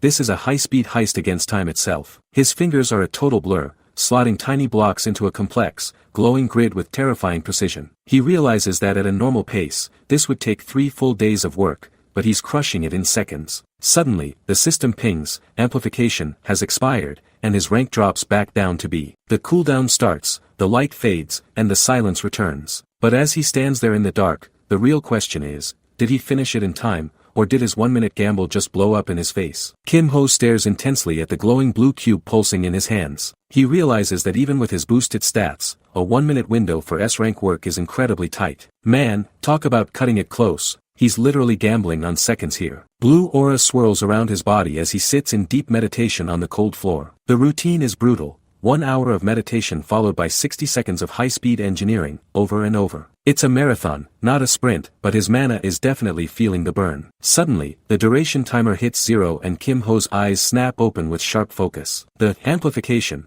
skill kicks in, forcibly dragging his engineering rank from a mediocre B all the way to a god-tier S rank. That jump is insane. He's basically cheating the laws of magic in bite-sized chunks. Kim-ho works feverishly at his desk, his hands moving like a blur over the cube of life. He sets a strict deadline for himself. The project must be finished before this coming Friday. Why the rush? Honestly, he knows something the rest of the school doesn't. Multiple glowing components float in the air as he thinks about that event scheduled for the end of the week. In this academy, events usually mean someone is about to get hurt, and he needs to be ready. The scene shifts as the sun begins to rise over the Gothic arches of the Dragon Slayer Academy. Morning has arrived, officially ending his sleepless night of secret labor. No rest for the genius, I guess. Kim-ho slides into the classroom where the dazed Seo Yi-in is already sitting at her desk. She's surprised to see him so early, but he's immediately scanning the room, looking for his main ally. He's always on a mission, even when he's just walking into a lecture. Kim-ho reaches into his bag and holds out a small paper bag of treats to the silver-haired girl. He offers her some dinosaur cookies to keep her energy up, showing a surprisingly soft side. Seeing this cold strategist hand out snacks is actually kind of wholesome, right? But then, Go Hyun-woo walks in, greeting Kim Hyung with a grin and a wave. He takes one look at the snacks and points out that the dinosaurs are actually just bears. It's a rare moment of peace for the trio, but with Friday looming, you have to wonder how long this normal school life can actually last. What exactly is that event he's so worried about? Kim-ho leans back as he casually asks Hyun-woo how his time in the special training room went. Hyun-woo is practically vibrating with excitement, clenching his fist while admitting his inner strength has never grown this fast before. Kim-ho just gives a calm nod, promising to secure him a season pass as soon as possible to keep that growth streak alive. It's honestly wild seeing Kim play the role of the ultimate benefactor, quietly molding his ally into a powerhouse. A sharp bell cuts through the classroom chatter as a voice commands everyone to quiet down and take their seats. Instructor Lee, the man they call the human butcher, strides to the front of the room with an aura that screams trouble. The students scramble to their desks in a heartbeat because you really don't want to be the one on this guy's radar. The shift from casual snacking to high-alert military discipline is enough to give anyone whiplash. Lee stands before a massive holographic display of a circular arena, his scarred face looking more intense than ever under the blue light. He drops the hammer. Starting today, they're shifting to 10-minute deathmatches on completely random maps. He makes it clear that everyone must complete at least 3 matches this week, or they'll have to answer to him. It's a brutal new curriculum designed to weed out anyone who can't handle high-pressure, unpredictable combat. With a final, booming, "That's all," Lee leaves the classroom in a state of stunned silence. While the other students are likely panicking about the 10-minute limit, we get a close-up of Kim-ho's eyes, and he looks like a predator who just found his favorite game. He isn't worried about surviving. His only thought is that he's going to absolutely win this battle. With his copy ability and analytical brain, a 10-minute chaos fest is exactly the kind of environment where he thrives. But with random maps and unknown opponents, what kind of insane combo is he going to pull off to stay at the top? Instructor Lee stands like a wall in front of a massive holographic display of the academy arena. He's not just giving a lecture, he's issuing a formal challenge, announcing that the time limit is now 10 minutes on completely random maps. It's a total chaos factor upgrade designed to weed out the weak. He ends with a sharp, "That's all," effectively shutting down any room for complaints or questions. The human butcher really knows how to kill the mood and crank up the tension at the exact same time. Kim-ho ignores the panicked chatter and focuses on the blue system window hovering in his private vision. A new subquest for Week 1 PvP matches has just triggered, demanding 3 victories by midnight for scaled rewards. While everyone else is losing their minds over the deathmatch label, Kim-ho is just calibrating his path to victory. He thinks to himself, "I'm definitely winning this time." That look in his eyes, that's the look of a guy who already has the entire map downloaded into his brain. Go Hyun-woo suddenly stands up, practically vibrating with energy and yelling that they need to head to the arena right this second. He's convinced the first day replays will be the most profitable to sell, and honestly, the guy has a point. He's pushing Kim-ho to hurry up, desperate to get into the action while the hype is at its peak. It's a hilarious contrast to Kim's stoic calm, but you can feel the literal rush as the students begin to scramble. Suddenly, a small hand reaches out and firmly grabs Kim-ho's arm, stopping him in his tracks. It's Seo Yi-in, and she's staring at him with those dazed, intense eyes, whispering that she has time today. Look at that sweat drop and the massive question mark over Kim's head. This is the one variable he didn't calculate: sudden social pressure in front of the entire class. The surrounding students, including a very confused Han Somi, are absolutely stunned, wondering if they're witnessing some high-level, champion, romance or something way more scandalous. But the tension breaks when Yin clarifies she's talking about the magic bullet training they had discussed. Kim-ho is visibly flustered as he quickly agrees, trying to regain his cool. He's a tactical genius on the battlefield, but dealing with Yian's bluntness? That might be the hardest quest he's faced yet. But with their training officially on for tonight,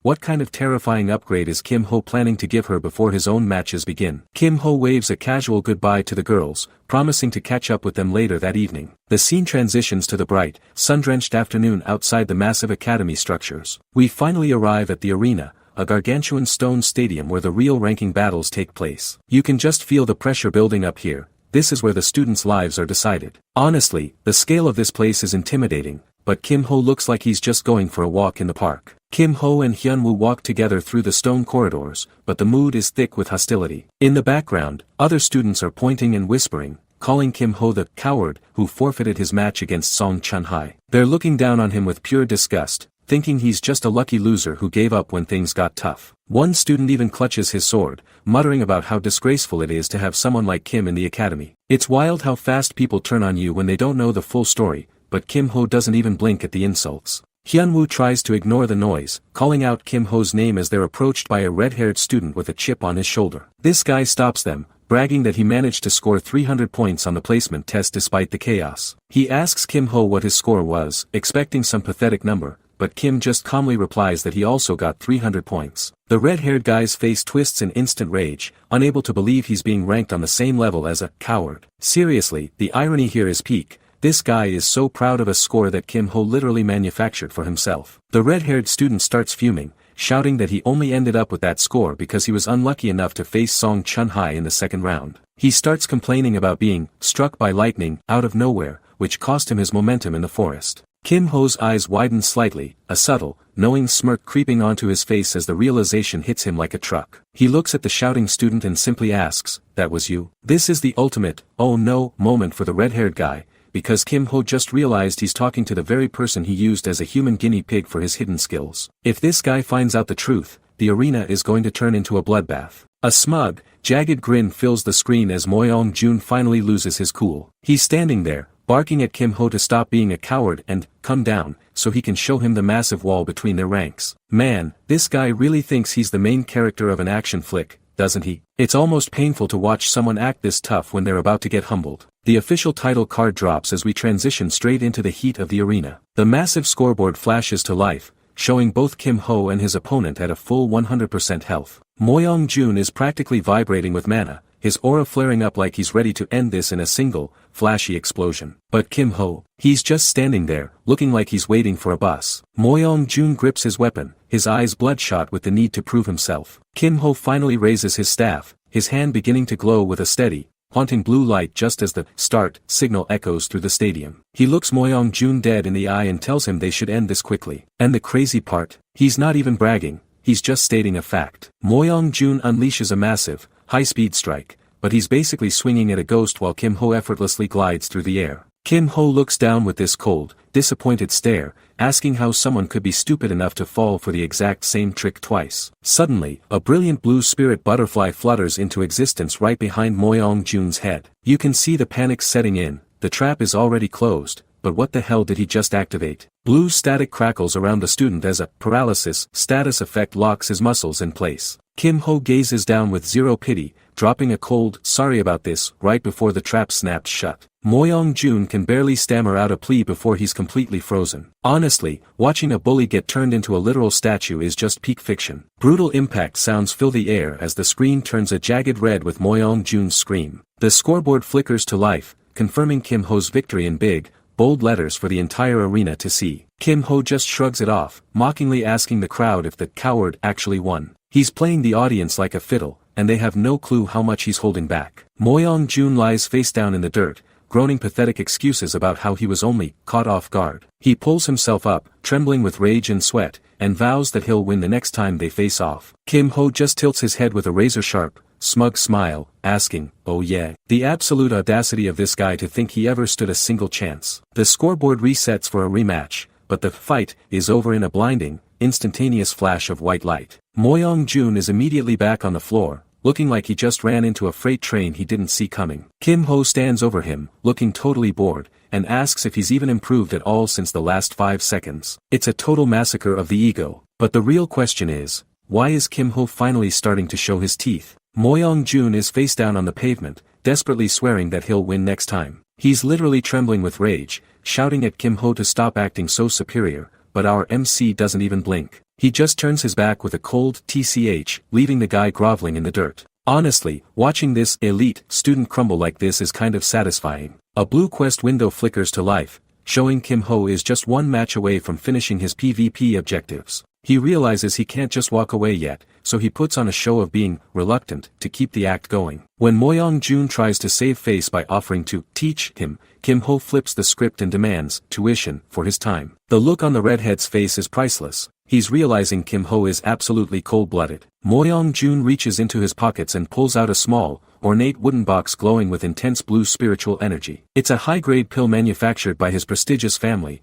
and Kim Ho's eyes sharpen the second he sees it. But there's a catch. Kim Ho demands total silence, meaning no recordings and no talking about what happens here. He's literally getting paid to keep his own secrets. Kim Ho finally flashes a dark, satisfied grin while clutching the expensive loot. He tells the guy he'll spar with him until he's satisfied, which basically means he's about to use him as a human punching bag. A second later, the scoreboard confirms the inevitable, a total loss for the challenger. Kim Ho just looks at the screen, wondering if that's enough to satisfy the system for now. But now that he has those pills, how much faster is he going to grow? Moyoung-jun is face down on the cold stone, looking like a total mess. Kim Ho just stands there with his staff, looking down at the guy who was talking all that trash just a minute ago. The bully finally groans out a, "Wait a moment," and honestly, he should have just stayed down while he was ahead. It's actually satisfying to see the arrogance literally beaten out of him. The red-haired student actually forces himself up to apologize for his rudeness. He admits he misjudged Kim Ho's character and even calls him a warrior instead of a coward. But then Kim Ho drops the real bombshell.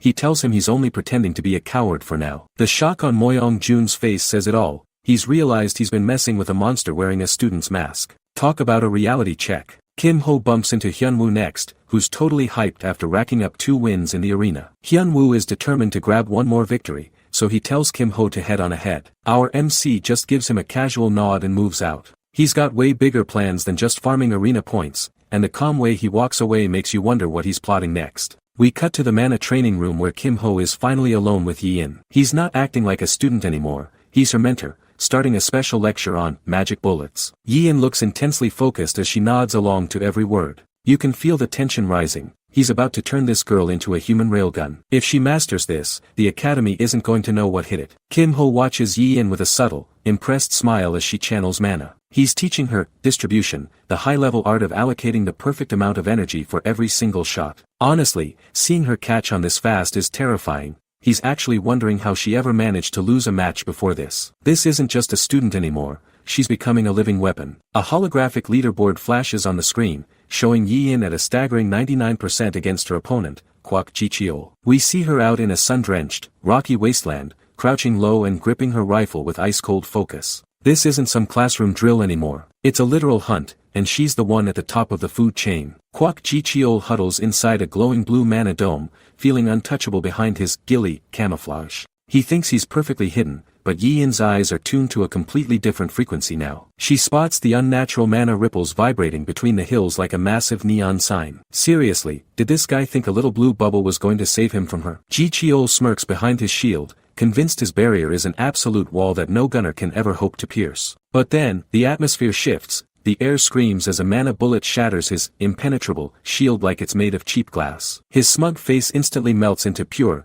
unadulterated terror as the barrier fragments explode around him. Yi-in just stays perfectly still, peering through her scope with a calm, predatory smile that honestly gives me chills. The natural monster has finally woken up, and I don't think Ji-cheol is ever going to recover from the look in her eyes. Can anyone even stop her now? A sharp crack echoes through the arena as the final mana shot finds its mark. Yi-in doesn't just win, she absolutely obliterates her opponent, leaving the poor guy looking like a dazed cartoon character in the playback. Honestly, that win screen feels like an understatement. This wasn't a match, it was a message. A battle-hardened instructor watches the recording through a glowing mana orb, his face etched with disbelief. He's completely transfixed by Yi-in's hummingbird footwork, noting that her mana control has suddenly hit its absolute peak. She wasn't just fighting out there, she was toying with her prey like a predator that's finally found its teeth. It's genuinely chilling to see her move with that much intent. The instructor pulls up her old placement records to compare the data, and the difference is night and day. Just 48 hours ago, her bullets were nothing but messy, unrefined lumps of raw mana, but in today's video, they're perfectly shaped, lethal projectiles. He's actually breaking a sweat now, wondering how any student could evolve this much in just 2 days. It's a total defiance of academy logic. The lecture hall empties as the instructor stands alone, clutching the mana orb so hard his knuckles go white. He's finally stopped looking at the student and started looking for the mastermind behind the curtain. He grits his teeth, muttering the one name that keeps appearing at the center of every impossible event, Kim Ho. The secret is out, and the faculty is officially on his trail. But can they even handle the truth behind Kim Ho's real power? Moyoung Jun stares in absolute horror as blue sparks and dark vines surge around Kim Ho. The red-haired bully can't even process the gap in their power, trembling as he asks what Kim Ho actually is. Honestly, seeing this guy finally shut up and feel actual fear, it's the most satisfying thing ever. Kim Ho ignores the drama and sits cross-legged on the floor, focusing every ounce of mana into a glowing geometric box. With a soft click, he exhales a quiet, done, revealing the Cube of Life, a rank B artifact that looks like it's woven from pure nature. This isn't just a toy, it's a massive 1.3x multiplier for any life-type item he stores inside. Talk about a literal game-changer. The cube pulses with a vibrant green light as the final runes lock into place, cementing its status as his newest secret weapon. He's been grinding for this specific outcome, and the Life Cube is finally ready to boost his recovery and sustain. But wait, why go through all this trouble just for a 1.3x boost? Because for a support, that small margin is the difference between life and death in a real fight. Kim Ho reflects on how his quest rewards and side meditation helped him hit rank D just in time. He looks at a small, glowing seed in a wooden box, admitting that the mana drain from his skills was starting to become a death sentence. Finally, he has some breathing room to actually plan his next move. He's evolving way faster than the academy expects, and frankly, I don't think they're ready for the monster he's becoming. The morning sky is clear and bright as Kim Ho steps out, his latest project finally coming together. He's decided it's time to spread the word and let the academy know he's not just some weak support anymore. You can just feel the calm before the storm here. The guy's timing is always way too perfect. A girl with short green hair and a grumpy tiger cub on her shoulder approaches in the hallway. It's Park Nari, the druid prodigy who's basically a celebrity in the academy's nature club. She's got this elite aura, but seeing her walk around with a tiny tiger is honestly kind of a flex. Suddenly, the little tiger on her shoulder freezes, its eyes locked onto the glowing S-rank cube of life in Kim Ho's hand. Because animals are hypersensitive to life energy, the cub completely loses its mind and lunges toward the artifact. I mean, can you blame the little guy? That cube is basically a giant battery of pure mana. The cub, Booma, plops right onto the glowing cube and refuses to move, looking like he just found the best bed in the world. Nari is visibly flustered, frantically trying to pull her pet away while apologizing to Kim Ho. It's actually pretty hilarious seeing a top-tier druid get totally humbled by her own summon. Kim Ho puts on his best, unbothered, face, telling her he's in a rush and asking her to move the pet. Inside, he knows her druid instincts definitely picked up on the cube's massive power, but he's acting like it's just some random item. His poker face is seriously next level. Just as he's about to leave, Nari stops him to ask if he's a student in class 3. He gives her a simple, cool, yeah, before walking off, leaving her standing there with a look of pure curiosity. She's definitely hooked now, but the real question is, what is she going to do with that information? Nari gives a final, awkward wave while clutching her grumpy tiger, still trying to process this guy's mysterious vibe. Kim Ho doesn't even look back, his mind already locked on the season pass he's about to secure. He's holding that glowing cube of life like it's a common grocery item, whispering to himself that the real event is finally starting. I'm telling you, that look in his eyes is chilling. He isn't just a student anymore. He's the director of this entire show. We cut to a stuffy classroom where a professor is droning on about boring goblin champions and swordmaster skirmishes from page 76. But check out Kim Ho, he's leaning on his hand, completely tuned out, staring at a floating system timer ticking down from 59 seconds. The tension is thick enough to cut with a blade as the numbers drop. What exactly is he waiting for? He's so calm while the world around him just feels like a ticking time bomb. The professor shuts her book and dismisses the class exactly as the timer reaches its final breath. Students are yawning and stretching,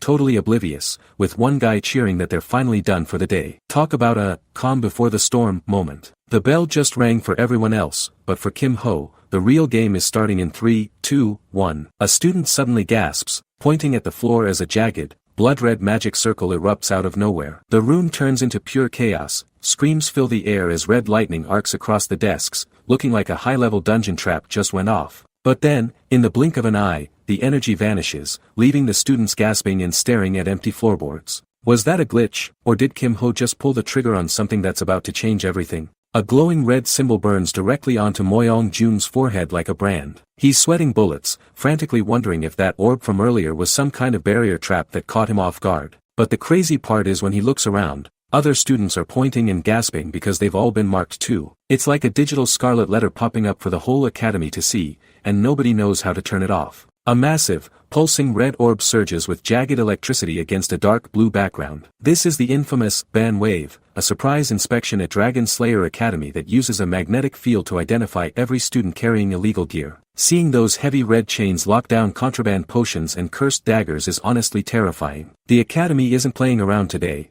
If you're hiding a secret weapon to get ahead, you're officially on the ban list. Kim Ho watches the fallout with a totally relaxed vibe while the rest of the room descends into pure chaos. He calmly notes that someone named Joe Beek is likely the one causing the scene outside, but he's clearly bored by how predictable these elites are. Looking over at his team, Yi-In is actually sleeping through the entire high-stakes inspection. It's the ultimate power move, they have nothing to hide, and Kim Ho is just enjoying the show. Kim Ho leans in close to a trembling Moyong Jun, who is staring in horror at the holographic warning on his desk. He hits him with the ultimate verbal sting, asking if his own club leader didn't bother warning him about the inspection. The look of pure, terrified realization on Moyong Jun's face is priceless. He's been completely outplayed in front of the entire class, and you can practically feel his reputation shattering as Kim Ho looms over him. What is Kim Ho going to do now that he's got the elite swordsman right where he wants him?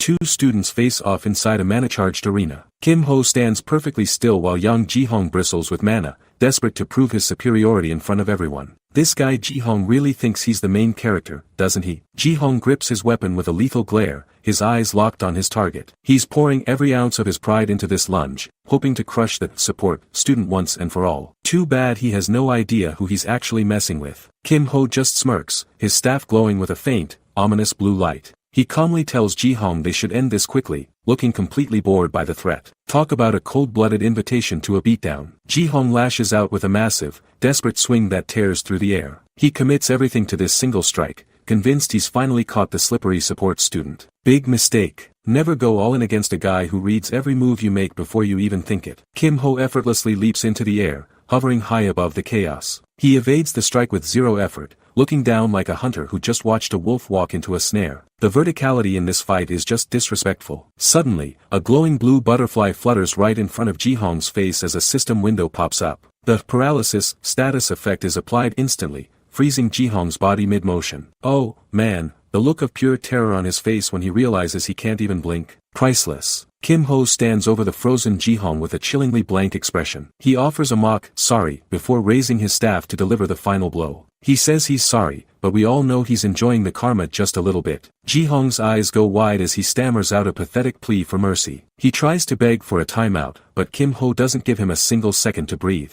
No mercy for the arrogant, that's the golden rule here. The screen explodes in jagged red impact lines and heavy thudding sound effects. Kim Ho delivers a series of brutal, precise strikes that echo throughout the entire stadium. That's not just a win, that's a total public execution of Ji-hong's ego. The scoreboard flashes Kim Ho's name in bright gold next to a massive win icon. The crowd erupts, but instead of cheers, they're jeering and calling him a coward for using cheap status effects. Honestly, let them talk. A win is a win, especially when you're the one standing at the end. Ji-hong lies face down in the dirt, groaning in total, humiliating defeat. The once arrogant fighter is now literally biting the dust while Kim Ho towers over him like a shadow. From the top of the academy food chain to the bottom of the arena floor in mere seconds. But winning the fight is only the start. The real question is, how will the academy react now that a support has officially broken the status quo? Young Ji-hong is face down in the dirt, grit teeth and all, swearing he'd win a rematch. Even after getting stomped, his ego is still working overtime as he tries to salvage some pride. Kim Ho doesn't even blink, looking down with total indifference and simply saying,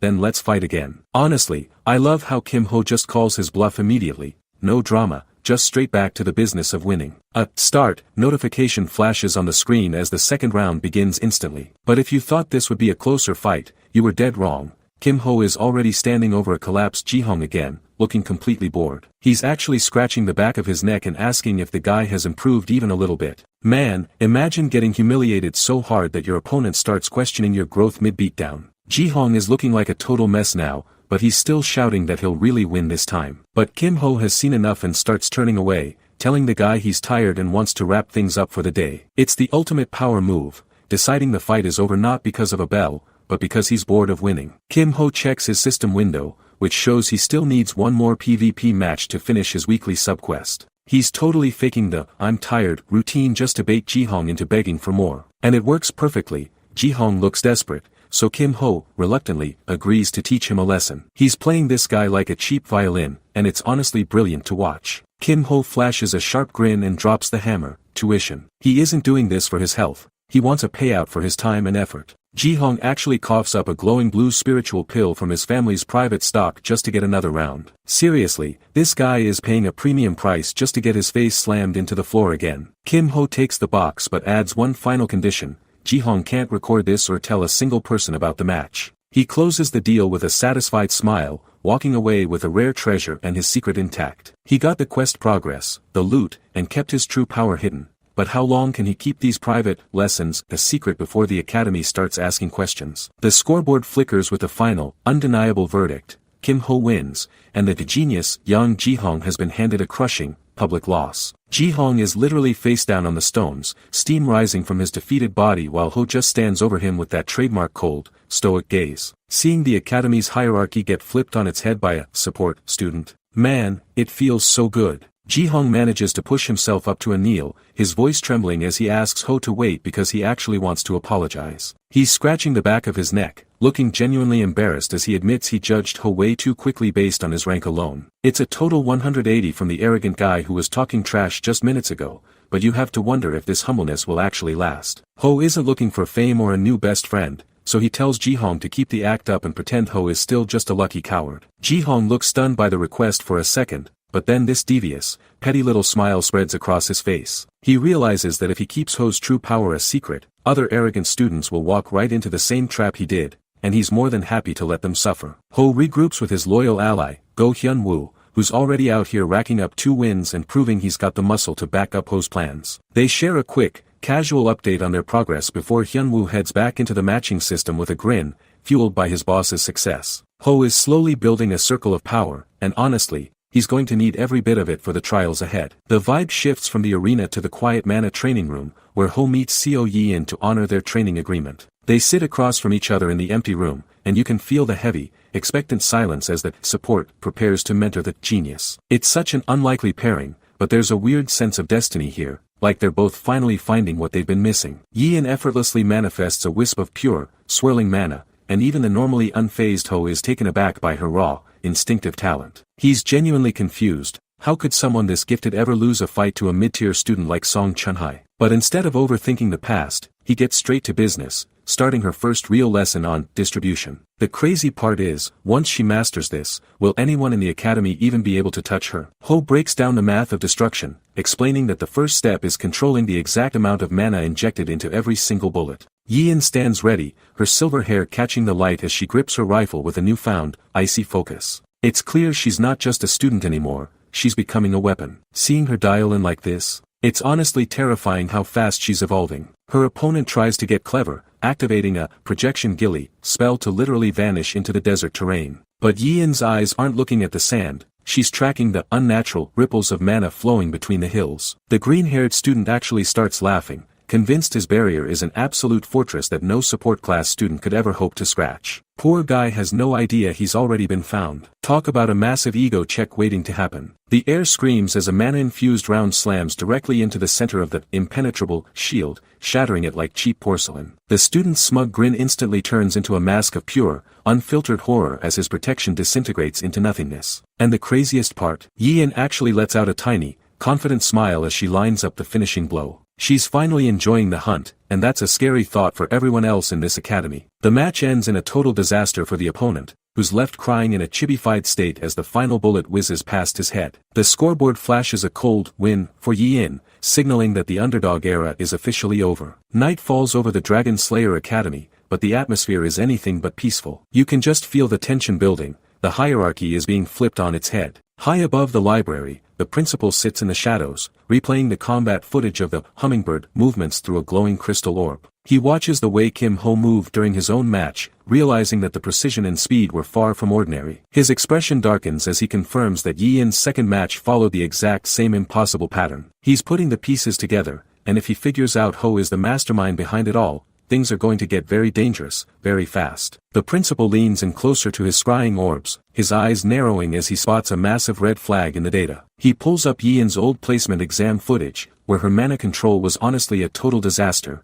unstable, jagged, and completely unrefined. But then he compares it to today's clip, where that same energy is shaped into a perfectly condensed, lethal magic bullet. He's not an idiot. He knows talent doesn't just evolve like that overnight without a master pulling the strings, and his suspicion is hitting an all-time high. Back in the lecture hall, the atmosphere feels heavy as the principal keeps replaying the name, Kim Ho, over and over in his head like a warning siren. He stares at a frozen frame of Ho's hand gripping a weapon, feeling the sheer weight of the hidden power tucked behind that fake support label. He's literally asking the screen, what are you, really? It's a chilling moment because if the head of the entire Dragon Slayer Academy decides you're a threat, there's nowhere left to hide. We skip away from the prying eyes to find Kim Ho tucked away in a private room, sitting cross-legged amidst a swirling storm of blue mana. He's deep in the zone, molding a glowing cube that looks like it's vibrating with raw vitality. Suddenly, thick green vines of energy surge out, wrapping around the structure as the system confirms the creation of the B-rank Cube of Life. This thing is a monster. It boosts the effects of stored life-type items by 1.3 times. Honestly, the fact that he can craft something this high-tier while still a student is just insane. Kim Ho lets out a quiet breath, looking down at the finished product with a rare look of pure triumph. All done, he mutters, as the cube glows with a polished light that illuminates the entire dim room. But the timing couldn't be any worse. The Academy is literally minutes away from launching the ban wave scan to seize unauthorized artifacts. He just finished his masterpiece, but now he's the #1 target of the scan. I'm honestly stressing out for him. How is he going to smuggle this out before the enforcers break down his door? A glowing cube wrapped in thick, emerald vines pulses with a blinding, divine light. Kim Ho has done it. He's successfully crafted the S-rank Cube of Life, and the system even rewards him with an Amplify skill upgrade from F to E rank. It's a massive win for his growth. But look at the intensity of that mana. He's basically carrying a lighthouse in a dark room. I'm honestly stressing for him because if the ban wave hits while he's out in the open, he's the first person the enforcers are going to tackle. Bright blue skies hang over the academy walls as Kim Ho attempts to smuggle his masterpiece through the hallway. Just as he's gaining momentum, he's intercepted by Park Nari, a druid student with a literal tiger cub perched on her shoulder. She's surprised to run into him, but for Kim Ho, this is a total disaster. Of all the people to encounter, it had to be a nature-attuned specialist who can feel the heartbeat of the world. This is a nightmare scenario for anyone trying to stay low-key. The tiger cub, Buma, goes absolutely wild, lunging and snapping toward the package in Kim Ho's arms. Nari is frantically trying to hold the cub back, explaining that animals are hypersensitive to pure life energy. Kim Ho keeps his poker face, but he knows Buma isn't just acting up. The cub is literally smelling the S-rank power through the box. If he doesn't end this conversation in the next 5 seconds, the cube is going to draw enough attention to bring the whole faculty down on him. Nari turns bright red, desperately pulling her tiger away while apologizing for the chaos. Kim Ho decides to go on the offensive, acting like a stressed student and asking her to get her pet out of his way because he's in a rush. It works perfectly. Nari gets flustered, asks if he's in class 3, and lets him walk away with a polite, dazed expression. He managed to play it off for now, but the detection field is starting to hum in the background. The real test begins now. Can he reach the clubroom and hide this thing before the scan hits 100%? A sharp text box flashes across the screen announcing that at last, the real event begins. In the classroom, a professor with silver hair pulled back into a bun continues her lecture, warning the students that they'll start running into them in all sorts of places soon. She sounds ominous, like she knows exactly what's about to hit these kids. Honestly, if a teacher is giving you a warning like that in a world full of monsters and magic, you should probably be listening. Kim Ho sits at his desk, completely tuned out and staring at the clock. A thought bubble shows he's counting down, only 1 minute left until lunchtime. He's just trying to survive the day, but the tension in the air is thick. The professor finally taps the podium and dismisses the class, and right as she does, the timer hits exactly 0 seconds. You'd think this is the moment for a peaceful break, right? Wrong. This is the exact moment the trap springs. A sudden, violent red flash erupts from under the desks, catching everyone off guard. Students are jumping back, shouting, "Huh," and "What is that?" as red orbs of energy begin to sizzle and spark against their bodies. One girl lets out a piercing scream as the red mana shocks her, and a guy next to her yells out in pain. It looks like a literal lightning strike inside the classroom. My heart actually dropped seeing this. It's not a monster attack, it's something much more systematic. The red sparks start to fade, leaving the students trembling and checking their hands. A girl looks at her palms, totally bewildered, muttering that nothing is even there anymore. Kim Ho stands there with a look of pure shock, wondering if that was some kind of barrier or a scan that just tried to fry them. You can see the sweat on his face. He's realized this isn't just a random glitch, the academy is actively hunting for something. Suddenly, a student points at his friend, asking what that weird number is on his forehead. The friend looks back, terrified, realizing they both have numbers appearing out of nowhere. A massive blue banner confirms our worst fears. It's a surprise inspection at Dragon Slayer Academy. The official item check has begun. The school is scanning every single student for unauthorized artifacts, and Kim Ho is currently holding the most illegal S-rank item in the building. Can he actually hide the cube of life when the academy has literally marked him for a search? The real game of cat and mouse starts now. A massive ban wave warning flashes across the screen as a magnetic pulse begins sweeping the entire academy. The school's goal is simple: deploy a detection field to identify every single student carrying illegal artifacts. It's a total lockdown on contraband, and let's be real, the timing couldn't be worse for Kim Ho. If that field touches him, the S-rank item in his pocket is going to light up like a Christmas tree. Harsh red sound effects vibrate through the air, signaling that the search is officially underway. Kim Ho keeps his cool, but you can see the calculation in his eyes as he realizes the enforcers are moving faster than expected. While students like Han Somi watch the chaos unfold like it's a spectator sport, Kim Ho is already looking for the one person who can help him pull off a miracle. We see Go Hyun-woo staring at his tablet in a cold sweat, his face turning a ghostly shade of pale. Kim Ho leans in, casually asking if his club leader didn't give him a heads up about today's surprise inspection. The poor guy is losing it because his inventory is packed with illegal gear that'll get him expelled instantly. He's trapped, and he knows it. This isn't just a problem, it's a career ender. Kim Ho offers a way out, and for a second, Hyun-woo looks like he's seeing a literal saint descending from heaven. Without a moment's hesitation, Hyun-woo slams his hands down on the desk, screaming that he'll do anything if Kim Ho saves his skin. The power dynamic flips in an instant as Hyun-woo gives a deep, desperate bow. He's officially calling Kim Ho boss now, and honestly, desperation is a hell of a motivator. Kim Ho reveals the cube of life, now cleverly masked by a layer of thick, green moss to dampen its overwhelming mana signature. He tells a frantic Hyun-woo to focus only on the rare, compact items first because they are officially out of time. They're crouching low, hidden under the desks, frantically prepping the S-rank smuggling operation. Can they actually hide the most illegal item in the school while the detection field is closing in on their exact position? The real game of cat and mouse has just reached a breaking point. Kim Ho and Hyun-woo are hunched over the glowing S-rank artifact in a race against the clock. Hyun-woo gives a sharp nod, whispering that he's ready to execute the plan perfectly. Honestly, the level of trust here is insane considering they're basically holding a ticking time bomb. The academy enforcers burst through the doors, surrounded by crackling blue lightning and detection magic. They immediately zero in on the back of the room, shouting for the two boys to reveal what they're doing in the shadows. This is the moment where most students would just fold, because these guys look like they mean business. Kim Ho stands up with this incredibly calm, bored expression, while Hyun-woo looks like he's 1 second away from a total panic attack. The lead enforcer with the red hair isn't playing games, demanding they hand over any banned items they're hiding right now. The tension is so thick you could cut it with a sword. How is Kim Ho staying this relaxed? She pulls out a specialized detection crystal, claiming that no trick in the world can bypass its magical scan. She shoves the glowing orb right in Kim Ho's face, but the crazy part, the crystal stays completely silent, not even a single spark. She's standing there stuttering, unable to process how an S-rank aura just vanished. She's forced to let him go, but you can tell she's absolutely fuming. As Kim Ho walks away with a subtle smirk, a sudden, agonizing scream rings out from across the room. Another student just got caught red-handed with a rare mana bracelet that people would literally kill to own. It's a cold reminder that the academy isn't playing around. If Kim Ho hadn't been a genius, that would have been him on the floor. Walking through the stone corridors later that night,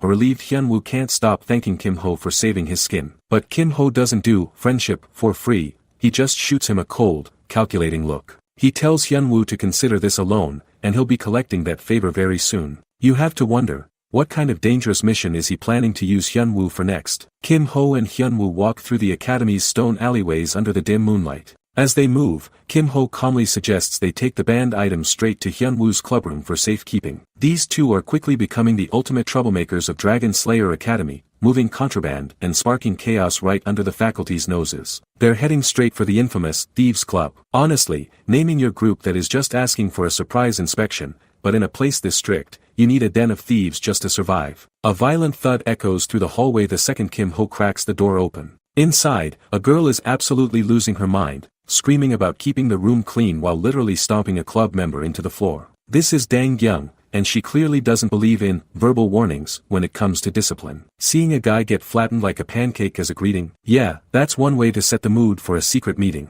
Kim Ho just gives a polite, casual nod, acting like he didn't just witness a crime. The girl stops her assault and turns around, introducing herself as Dang Young with a sharp, piercing stare that could kill. She's got this intense, boss lady energy that tells you she's the one who really runs this circus. You can tell Kim Ho isn't intimidated, but he definitely knows she's the key to making his plan work. Young confirms she's the club leader and admits she's already heard all the crazy rumors about Kim Ho's performance in the arena. She leans in, her eyes narrowing as she mentions the ban wave scan that's currently terrorizing the student body. She's heard Kim Ho has something that can actually bypass the magical detection field and demands to see it immediately. The air gets heavy. Is this artifact actually legit, or is Kim Ho's reputation about to go up in smoke? Kim Ho reaches into his coat and places the glowing green cube of life onto the wooden table, illuminating the entire dark room. Young stares at the S-rank artifact, completely mesmerized by its pulse, and whispers that she'd steal it on the spot if she thought she could get away with it. Kim Ho just lets out a cold smirk, warning her she'd be caught and executed before she even left the room. It's a terrifyingly high-stakes game now. Young stares down at the glowing green artifact, her eyes widening as she realizes she's looking at a genuine, high-tier Magitech item. Kim Ho just drops the cube of life on the table like it's a piece of junk, forcing the leader of the Thieves Club to admit her group is actually dead broke right now. She's trying to keep her composure, claiming they don't have much to offer in exchange, but you can see her brain working overtime. Honestly, watching the boss of the underworld go from a position of power to a desperate negotiator in 5 seconds is pure gold. He's totally got her cornered. Kim Ho leans back and asks the obvious question, so what is it? The entire atmosphere in the room shifts instantly as Young stops playing games and locks her hands behind her head. She stares at him with this chilling, sharp gaze and asks point blank, "Who are you?" This is the moment the social hierarchy flips. She's finally sensing the monster hiding behind his average student mask. Most people would be sweating under that look, but Kim Ho just keeps that calm, slightly terrifying smile. It's like he was waiting for her to realize he's the one running this show. A massive door sealed with glowing red chains fills the screen, looking like the entrance to a high-security prison. This is the Academy's temporary storage, the place where all the illegal items go to disappear after the recent ban wave. Young explains that while these confiscated treasures are usually reviewed over the weekend, something big is about to happen. It's a literal mountain of god-tier loot, but the security is designed to crush anyone who tries to touch it. You have to wonder, what could possibly be inside that vault that's worth a death sentence? Kim Ho narrows his eyes, asking if the disciplinary committee is the one pulling her strings to set him up. Young's reaction is instant. She makes it clear she'd never work with those guys, but she's also not doing this for a handshake. She needs a specific item from that vault, and she's looking for a partner with the guts to take it. The problem? The disciplinary committee is personally guarding the storage area. They're planning to rob the Academy's strongest enforcers right under their noses. This is either the smartest heist in history or a total suicide mission. And knowing Kim Ho, it's probably both. Can he really outsmart the entire disciplinary squad? Speech bubbles float over a dimly lit room as Dang Young lays out her final offer. She knows the vault is a death trap, but she promises Kim Ho a guaranteed escape if he helps her secure the loot. This is the ultimate ticket price for a guy who needs to keep his presence a secret. Kim Ho just gives her that calm, sharp look of his, clearly calculating if the risk is worth the reward. Honestly, seeing him this composed while planning to rob the Academy is chilling. He's not just a student anymore. He's a professional playing a very dangerous game. A thin crescent moon hangs over the Academy as the Thieves Club gathers in the shadows. The heist is officially on, but as the masked team huddles up, the atmosphere immediately turns cold. The veteran members look around, realizing there's a new face among their elite ranks. Young steps up to clear the air, introducing Kim Ho as the extra hand she's brought in to ensure the operation goes smoothly. You can feel the confusion radiating off the group. They've trained for months for this, and suddenly, some random guy is joining the most important mission of their lives. The stakes just doubled, and the team is already on edge. The masked crew starts whispering, their eyes burning with skepticism as they stare Kim Ho down. They're straight up asking if it's okay to bring a rookie onto a job where one mistake means immediate expulsion. It's almost funny because they have no clue they're looking at the most tactical mind in the building. One of the members, Davin, checks a glowing green tablet and counts down the final 60 seconds. The clock is ticking, and the adrenaline is starting to redline. Young gives the final orders, telling Davin to handle support from the outside while the rest of them move in. She looks at Kim Ho and tells him to just stay low and not stand out. If only she knew that, not standing out is exactly how Kim Ho dominates a room. They're about to cross the point of no return, and the disciplinary committee is waiting.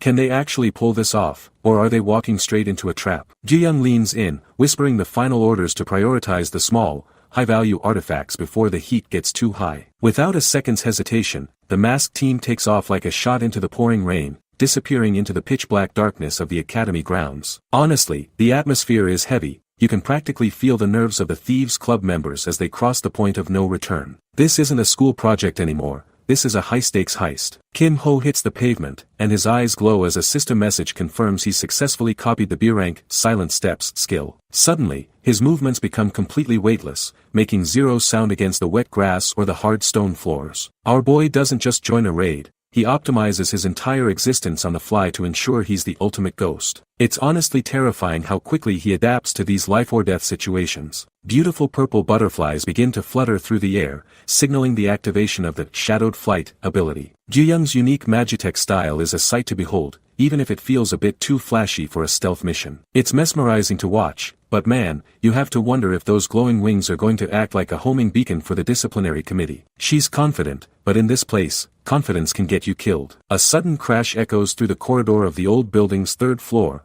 followed by a panicked, muffled, what the? Someone's caught in a sudden struggle, their voice silenced as they're pinned down in the pitch-dark hallway. This is the absolute nightmare scenario, making noise when the literal enforcers of the school are just one floor away. You can feel the panic rising as the team realizes the silence has been broken. Guak Sung-jae from the disciplinary committee rounds the corner, his eyes sharp and full of suspicion as he calls out into the empty hallway. The team is frozen in the shadows, literally gagging their own breath and praying the darkness holds. Sung-jae is complaining about the sheer amount of security spells he has to navigate, but he's clearly on high alert. If he takes just 2 more steps, it's all over, and the look on his face says he isn't going anywhere until he finds an intruder. Can Kim Ho find a way to distract him, or is the heist dead before it even started? Kim Ho adjusts his mask while looking at the team. He tells them to do this the easy way, because struggling is just going to make the cleanup a total nightmare. They break into a sprint, heading straight for the corner where the temporary storage room is hidden. Ji-young pulls out a glowing blue artifact, her eyes sharp and focused as the heist finally hits the point of no return. You can practically hear their hearts hammering against their ribs.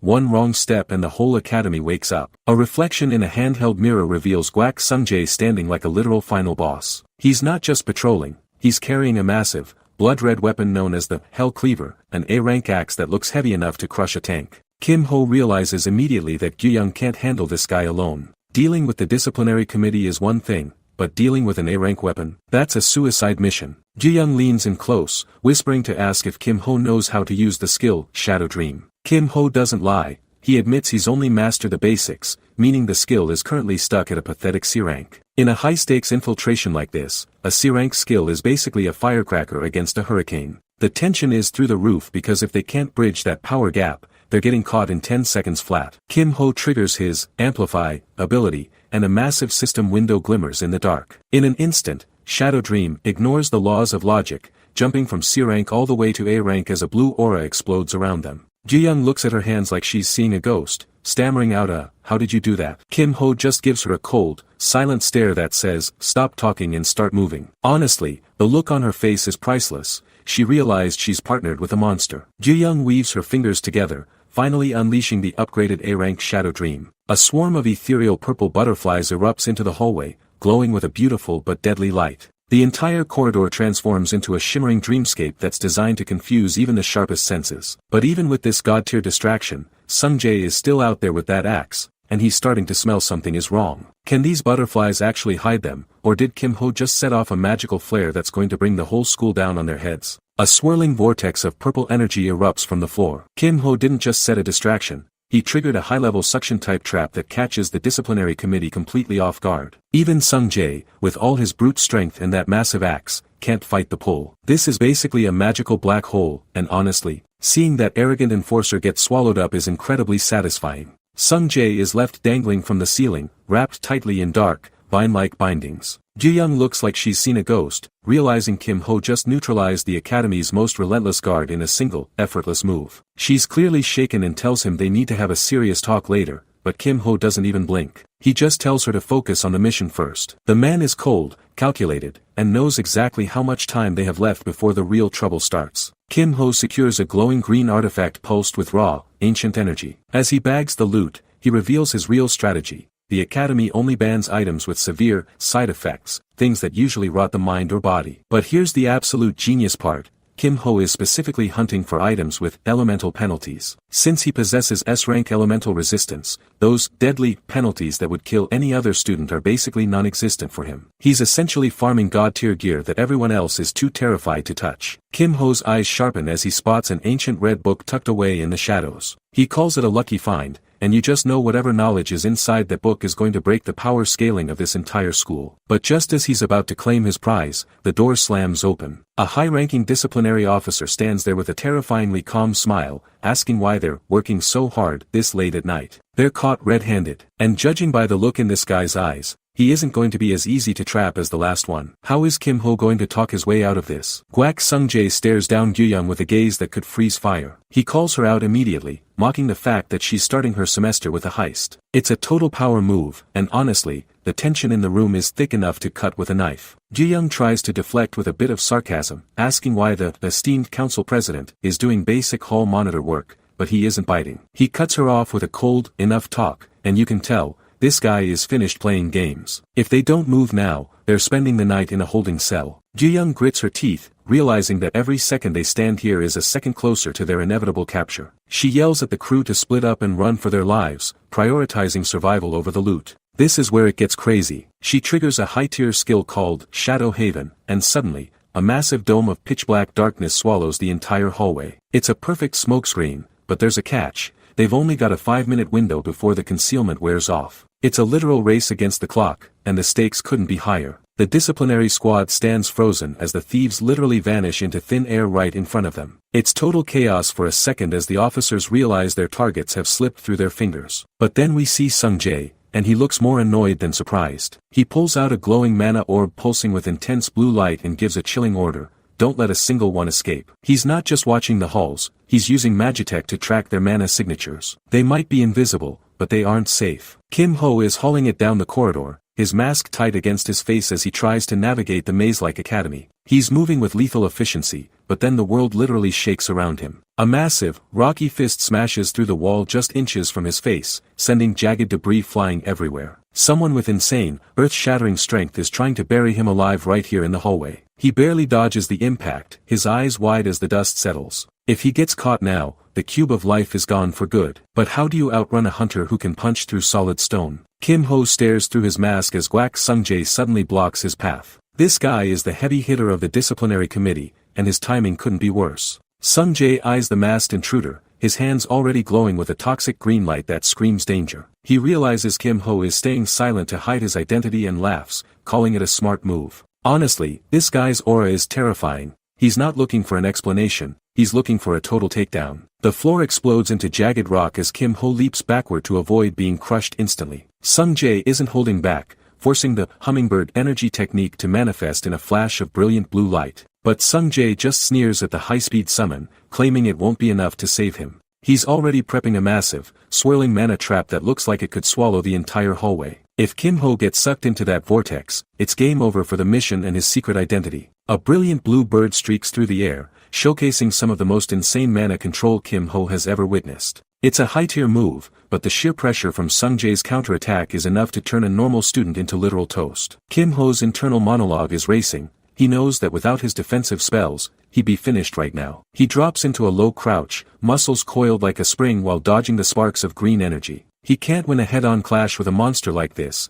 so he has to find a gap or create one. Violent green energy pillars erupt from the floorboards, shaking the very foundation of the academy. Sung-jae stands at the center of the chaos, his eyes cold and clinical behind his glasses as he declares that this was Kim Ho's last shot. This is the terrifying reality of a top-tier enforcer when they actually get serious about a hunt. The atmosphere is heavy with killing intent as Sung-jae prepares to end this game of cat and mouse once and for all. The question is, how do you escape someone who has already locked onto your soul? Massive wooden pillars slam into the ground with a bone-shattering thud, kicking up a thick cloud of dust. Sung-jae peers through the haze, his expression hardening as he prepares to confirm the kill. He's absolutely convinced that no one has ever survived this hit before, and you can see the smug certainty written all over his face. But man, he has no idea he's about to face a total reality check. A terrifying red glow begins to bleed through the dust, and the temperature in the hall suddenly spikes to a lethal level. Sung-jae recoils, sweat instantly beading on his forehead as he gasps, "What is this heat?" He catches sight of a fist wreathed in roaring, orange flames, and his heart drops into his stomach. He recognizes that aura immediately, and it's clear he realizes he's no longer fighting a simple thief. He's looking at a monster. Kim Ho stands his ground, his eyes cold and clinical behind his tactical mask as his right hand burns with a sun-like intensity. Sung Jae is paralyzed, his mind screaming that this is a forbidden skill, something that shouldn't even be possible for a student to wield. It's the ultimate checkmate moment where the predator suddenly becomes the prey, and the tension is honestly suffocating. With a sudden, violent motion, Kim Ho drives his flaming fist straight into the academy's stone floor. The impact is like a magitech bomb going off, sending a massive shockwave of fire and debris tearing through the hallway. It's absolute, beautiful chaos, a brilliant tactical distraction that leaves Sung Jae and the entire disciplinary squad completely blinded and eating dust. As the smoke clears, Kim Ho steps back into the shadows, scratching his head and admitting that this power is a lot harder to handle than he anticipated. He's relieved there were no major injuries, which might keep the academy from going into full lockdown, but he knows he just painted a massive target on his back. By showing his hand, he's turned Guak Sung Jae and the Emerald Magic Tower into his permanent shadows. He's escaped the trap, but he's now the Academy's most wanted ghost, and the real hunt is only just beginning. Song Chun-hai sprints through the Academy hallway, her orange ponytail trailing behind her like a flame. The disciplinary committee is officially on the move, rushing toward the sound of the explosion Kim Ho just triggered. Honestly, the timing couldn't be worse. If they catch even a glimpse of the team, this heist turns into an expulsion ceremony real quick. Dang Gyuyang sits in a dimly lit interrogation room, looking completely bored out of her mind. She's being grilled in the room of truth, but instead of cracking, she's demanding they just give her the demerit points and let her leave. You have to love her confidence. She's acting like being detained is just a minor scheduling conflict. A man with a polite but terrifyingly still smile sits across from Gyuyang, clasping his hands together. This is Oh Se-hoon, the head of the disciplinary committee, and he isn't interested in her usual excuses. He slides a document forward, asking if she knows everything, his eyes locked onto hers like a predator. When the guy in charge is this calm, you know he's already got the receipts. Ji-young glances at the file and immediately puts on her best, innocent student face, claiming she's never seen it before. Se-hoon doesn't even blink, warning her that if she keeps denying it, the consequences are going to get much heavier. She eventually sighs, snatching the papers with a frustrated look that says, "Fine, you caught me, but I'm still not talking." Ji-young finally walks out of the room of truth, adjusting her tactical gloves and ready to regroup with her crew. She tells her team to head back to the club room for a debrief, but then she stops dead, her eyes widening in confusion. She counts the shadows waiting for her and realizes something is very, very wrong. Wait, there were only 3 people on her squad, so why are there 4 people standing in front of her? One of these things is not like the other, and Gyuyang just realized she has a high-level hitchhiker. Song Chun-hai is absolutely fuming, pointing a finger right at Gyuyang's face. She's calling her brazen for acting like she doesn't know why Guak Sung-jae is currently rotting in the infirmary after the heist. Man, you can feel the heat in the room. Chun-hai is seconds away from a total blowout because she knows Gyuyang's team is behind the chaos. Gyuyang's expression shifts as the realization hits her. Kim Ho didn't just escape, he dominated. She's actually impressed he used a high-level skill like Inferno Fist against a top-tier enforcer like Sung-jae. Cut to the hideout, and the crew is frantically asking Kim Ho if his hand is still in one piece after that massive explosion. Ji-young takes Kim Ho's hand in hers, her eyes wide with shock that he actually pulled off that legendary move. He just coolly pulls away, shaking his hand out to show he's perfectly fine while she admits he did a hell of a job. It's wild how he treats a life-or-death heist like it's just another Tuesday. The guy is a literal ice cube. Kim Ho opens his hand to reveal a mountain of glowing, high-tier magical artifacts. Ji-young looks like she's seen a miracle, calling the sparkling jewels cuties while her jaw hits the floor. With this, their secret deal is officially concluded, and the loot is finally where it belongs, but the tension isn't over yet. The treasure sparkles on the table, proving that Kim Ho is the ultimate tactical asset for any organization. But the second he tries to leave, Gyuyang reaches out, desperate to keep him around for good. She offers him a spot in her club, promising that Big Sis will take care of everything he needs, but she's definitely not ready for his answer. Kim Ho looks her dead in the eye and calls her out for being an arrogant, greedy thief through and through. He gives her the ultimate, cold-blooded, no thanks and walks out, leaving the Queen of Thieves throwing a total temper tantrum in his wake. He might be a support on paper,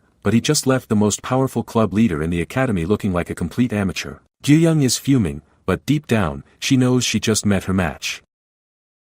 Kim Ho stands before the Thieves Club leader, Dang Gyuyang, holding a mysterious box that's radiating a sharp, emerald glow. Ji-young looks skeptical, questioning if burning 4 season passes just to dodge a system ban wave is actually worth the insane price tag. I mean, she's got a point, using such a rare resource for a defensive play feels like a massive flex. A close-up reveals the item is encased in a grid of pulsating green vines that look alive. Kim-ho doesn't even flinch at her concern. He just asks what the primary ability is, offering to reveal the item description right then and there. The room feels heavier as that mana hums between them, and you can tell he's searching for something specific. Is he looking for power, or is this part of a much bigger exploit we haven't seen yet? It's that classic Kim-ho move, calculating the value while everyone else is just worried about the cost. Dang Ji-young crosses her arms, a sharp, knowing smile spreading across her face as she stares him down. She tells him to think it over carefully, basically throwing the ball back into his court with a silent, your funeral, vibe. She isn't stopping him, but she's definitely making sure he knows the weight of the choice he's about to make. It's a total power move, leaving him at a crossroads where one wrong click could ruin his entire standing. But seeing that look in his eyes, he's already 10 steps ahead. Now the real question is, what exactly is hidden in that item description that makes it worth the risk? Dang Ji-young stands with her arms crossed, giving Kim-ho a sharp, knowing look. She tells him to think over his decision very carefully before she finally walks away. Man, she's definitely the type to leave you with more questions than answers. You can tell she knows something he doesn't, and that kind of warning is never just a suggestion. Kim-ho is suddenly cornered by a group of students as he tries to leave the area. They reveal themselves as members of the prestigious Emerald Magic Tower, claiming their captain sent them to fetch him. Talk about an ego. These guys really think they can just order people around because of a name. Kim-ho isn't the type to just follow orders, though, and you can see his patience wearing thin immediately. Kim-ho looks the lead student right in the eye and tells him flat out that he has no affiliation with their tower. The green-haired guy just smirks, pulling on a black combat glove like he's ready for a workout. He says talking won't work, clearly looking for an excuse to use force. It's the classic bully move, and honestly, he has no idea who he's messing with right now. The green-haired student lunges forward with a cocky grin, but Kim-ho doesn't even flinch as his hand erupts in blinding blue lightning. Before the guy can even finish his sentence, a massive surge of electricity blasts through the air, pinning the attackers down. The speed of that counter was insane. He didn't just defend, he completely shut them down before they could even blink. The arrogant student is face down on the pavement, his body twitching as the last of the sparks dance across his uniform. Kim-ho stands over him with a cold, analytical expression, telling them he simply doesn't have time for these games. This is the logic of a pro. He's not here to brawl, he's here to win. But now that he's officially made an enemy of the Magic Tower, how much harder is his training about to get? A blue-haired girl raises her hands in a wary, defensive gesture. She recognizes the high-level, hummingbird movements and warns her friends that getting involved with Kim-ho is a death wish. Honestly, she's the only one with actual survival instincts here. Kim-ho just walks past the downed bullies without a second glance, noting that it's fortunate at least one person can read the room. He's not even trying to be intimidating. He's just that much better than them. One of the bullies tries to shout a final threat, but a glowing mana bullet streaks through the air. Before he can finish his sentence, he's sniped instantly,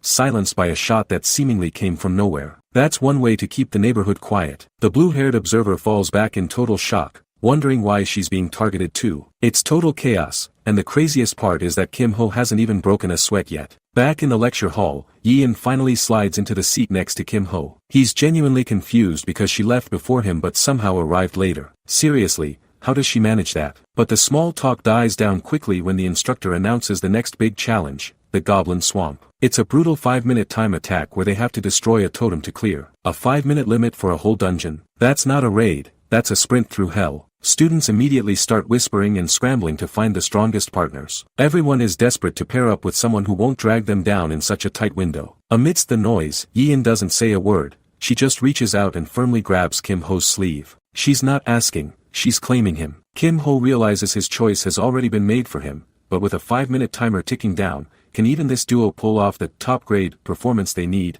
or are they about to be overrun by the swamp? Co Yi-in looks on with a sharp, determined gaze. She's fully locked in, but the perspective suddenly shifts away from the battlefield to a cold, shadowed room. A green-haired student is huddled on the ground, trembling as he mutters about what a total disgrace he's become. Honestly, seeing someone this broken usually means they ran into a monster, or something much worse. A tall man in a dark suit stands over him, his voice dripping with pure venom. He mocks the student, pointing out that his own brother is on the disciplinary committee, yet he still managed to get thrashed by a thief. A blue-haired girl nearby doesn't hold back either, calling him a famous coward as he grovels. It's a brutal scene. The social hierarchy in this place is clearly just as lethal as any dungeon. Two new power players step into the light, their presence heavy and suffocating. We meet Ha Soo-yun, a club leader, and the intimidating Mok Jong-hwa, head of the Emerald Magic Tower. They aren't just here to talk, they've decided they need to meet this thief personally. They've realized that the mysterious box Kim Ho possesses is worth far more than they initially thought. You can feel the air get thinner. The MC has officially poked a hornet's nest. The green-haired failure stays on all fours, desperately pleading that he was only off guard and promising to make things right. He's pathetic, but he's desperate enough to be dangerous. Jong-hwa leans back in his chair, delivering a chilling ultimatum.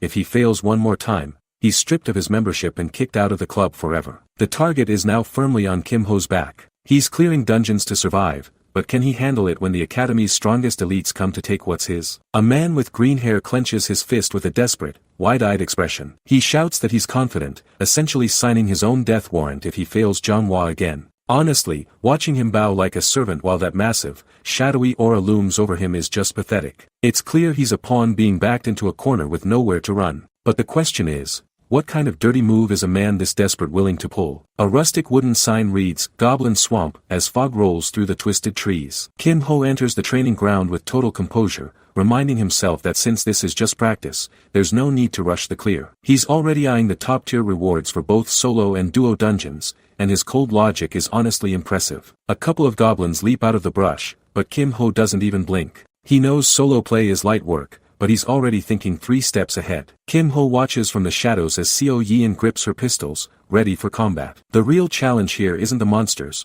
it's making sure Yin actually grows as a fighter instead of just being his puppet. He could easily just tell her the enemy patterns and win, but he chooses the hard path to force her to learn. Watching her dive into the fray is intense. She's got the raw talent, but she lacks the killer instinct. Is his tough love approach going to make her a pro, or is he just throwing her to the wolves? A red system window flashes a warning about a strong enemy known as a submerged goblin. This isn't some low-level mob, it's a genuine threat that just crawled out of the muck. Kim Ho casually asks if she wants to catch it, and Yin, ever the overachiever, just wants to know if it's worth extra points. The crazy part is seeing her weapon start to glow with that high-tech blue mana. She's officially locked in. But this goblin looks absolutely vicious. Can she actually solo a boss-tier threat, or is Kim Ho's gamble about to backfire? A glowing blue bird of pure mana erupts from Yin's movement as she lunges forward. She's finally unleashing the hummingbird technique to blitz the goblin, and the speed is honestly terrifying to watch. The monster barely has time to let out a confused kiruk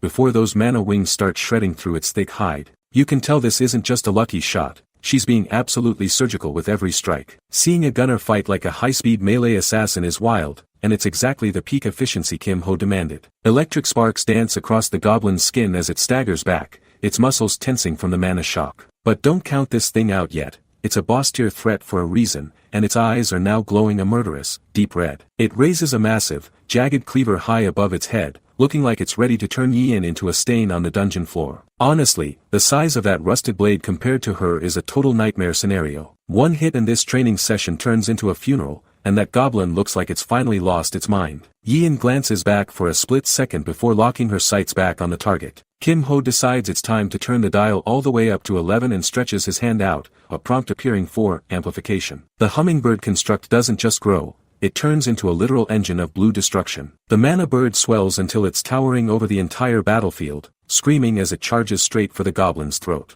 It's a total, not a chance, moment for the monster. Watching Kim Ho step in with that kind of support proves these two are a terrifying duo when their timing is this perfect. Yin's expression stays cold as stone as she locks her sights on the monster's throat, her finger hovering over the trigger. The air around them literally screams as the amplified mana bird slams into the target, creating a blinding explosion of lightning and raw force. It's a total wipeout, leaving nothing but scorched earth behind. But as the system prepares to tally their massive score, a blue-haired observer is watching from the shadows with a look of pure shock. They might have just cleared the floor, but they've definitely put a target on their backs. A digital tally flashes on the screen showing a massive total score of 649 points. Yin stares at the numbers, her mind already racing as she asks if they can cut the time down even further. She's usually so reserved, but that secret competitive spirit is finally bubbling to the surface. Honestly, Kim Ho just gives a small, knowing smirk because he knows exactly what kind of monster he's training. The duo moves from the practice field to the sterile, cold environment of the training center shooting range. Row after row of silhouette targets stand ready,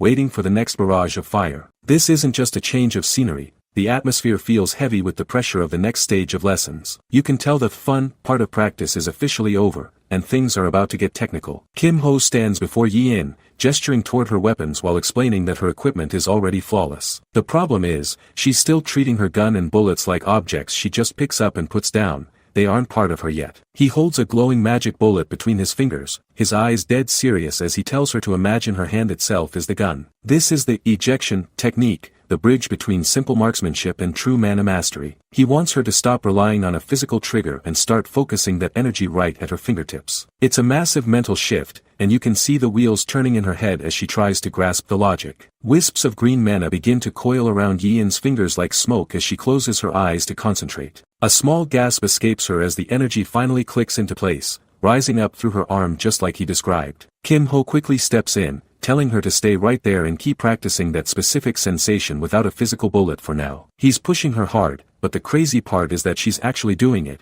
She's learning to weaponize her own mana flow. But as she gets stronger, the attention on them is only going to grow. Can they keep this training a secret before someone tries to stop them? Kim Ho reaches into his blazer and hands Yi-in a high-tier black card for her training expenses. He's essentially becoming her benefactor, ensuring she has everything she needs to master those mana constructs without worrying about the cost. It's a calculated investment, but man, seeing him just drop a premium card like that is a total flex. Ho is seen at a cafe counter, just trying to enjoy a quiet moment with a limited edition mini donut. His me time is immediately cut short when a blue-haired girl from the club spots him from across the room and waves him over. He can't even get a snack without the academy's social circle pulling him back into their orbit. As he approaches the table, an orange-haired girl stares him down with enough suspicion to freeze the room. She doesn't care about being polite. She looks him dead in the eye and demands that he show her his hand. This isn't a request. It's a straight-up interrogation, and the atmosphere gets heavy incredibly fast. We get a glimpse into her head. She's obsessed with the unknown thief who used the devastating Inferno Fist during the storage raid. She knows that anyone who can pull off the hummingbird skill at an expert level is a prime suspect for being that thief. She's convinced she's about to unmask the Academy's biggest secret right here at lunch. She roughly grabs his palm,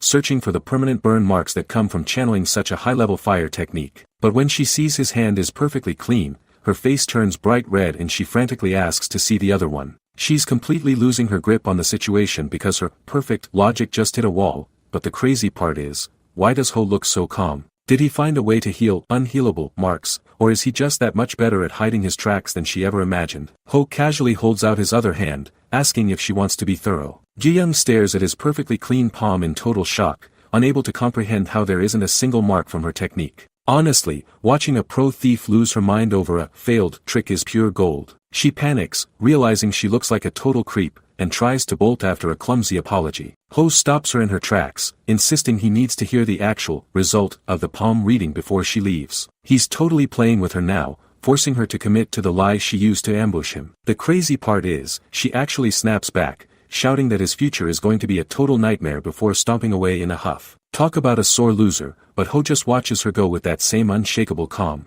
Ho lets out a quiet breath, thinking to himself that he successfully dodged a massive bullet. He managed to hide his secrets for one more day, but the peace is short-lived as we skip ahead to the next morning. Ho and Yi-in are already deep in the forest dungeon, moving at a pace that would leave most students wheezing. It's clear they aren't just here to practice, they're here to hunt. Yi-in draws both her pistols in one fluid motion, her eyes locking onto the targets ahead. She unleashes a hail of mana-infused lead, her bullets glowing with a sharp, dangerous light as they find their marks. But then, the real show starts. The hummingbird technique manifests as a streak of blue energy that zigzags through the air with impossible speed. It's not just a skill, it's a heat-seeking missile of pure mana that shreds everything in its path. The strong enemy, Goblin, barely has time to scream before it's completely erased by the final impact. With the boss down, the system screen flickers to life, tallying up a massive 728 total points. They didn't just beat the record, they absolutely demolished it. But as the high-tier rewards start to populate, the real question is,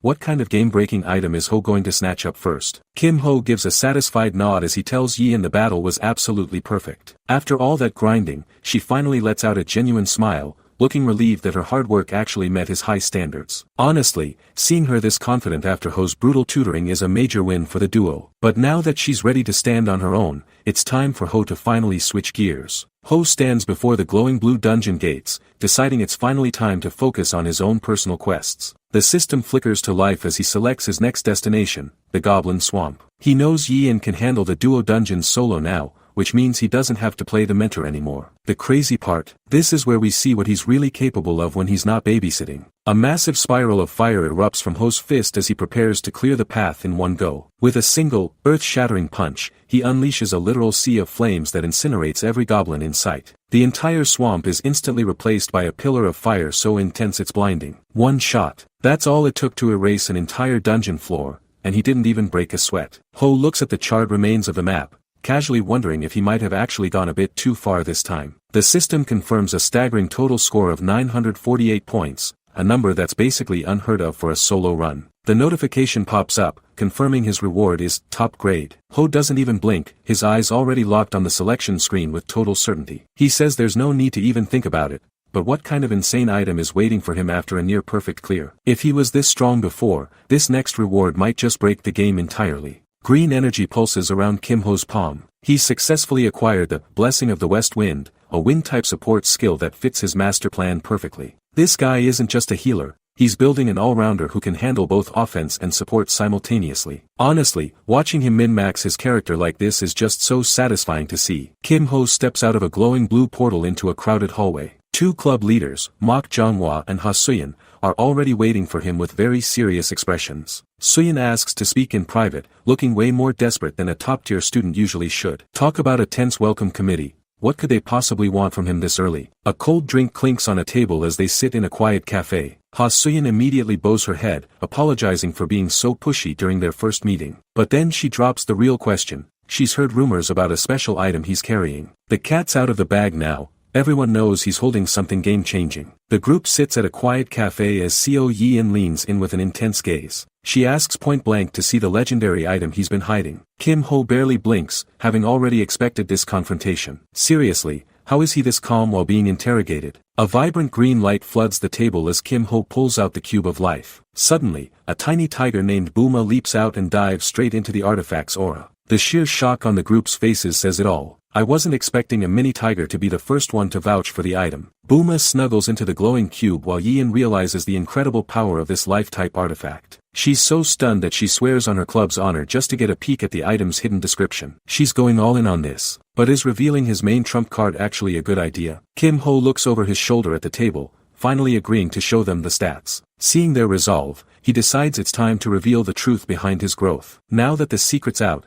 can he really trust them with a power this massive? Hyun-woo and Yin stare at the floating hologram, their jaws practically hitting the floor. The Cube of Life finally reveals its secret, a massive 1.3 times performance boost to life-type items. Honestly, seeing a multiplier like that this early in the story is just plain broken. Yin immediately asks to buy it while Hyun-woo gets aggressive, claiming the item belongs in the hands of someone who actually knows how to use it. Kim Ho just watches them, finding their sudden proactive desperation pretty flattering. It's wild how fast people change their tune when legendary loot is on the table. Kim Ho smirks and holds up 4 fingers, ready to squeeze every bit of value out of their greed. He demands 4 special training passes and the incredibly rare blank skill book as his price. This guy is a total master at playing the market. But will they actually cough up something that valuable for a stat boost? The recruiters' faces go completely pale as they process his price. They snap back, calling Kim Ho's demand for a blank skill book pure greed, but Ho doesn't even blink. He simply shrugs and starts walking away, ready to kill the deal right there. Talk about a power move. Suddenly, a voice shouts for him to wait as a hand reaches out to stop his exit. He really had them sweating for a second. Park Nari steps out from the back with a hesitant look. She surprisingly offers up her own blank skill book, admitting it's just been gathering dust in her inventory since she couldn't find a use for it. It's a massive win for Ho,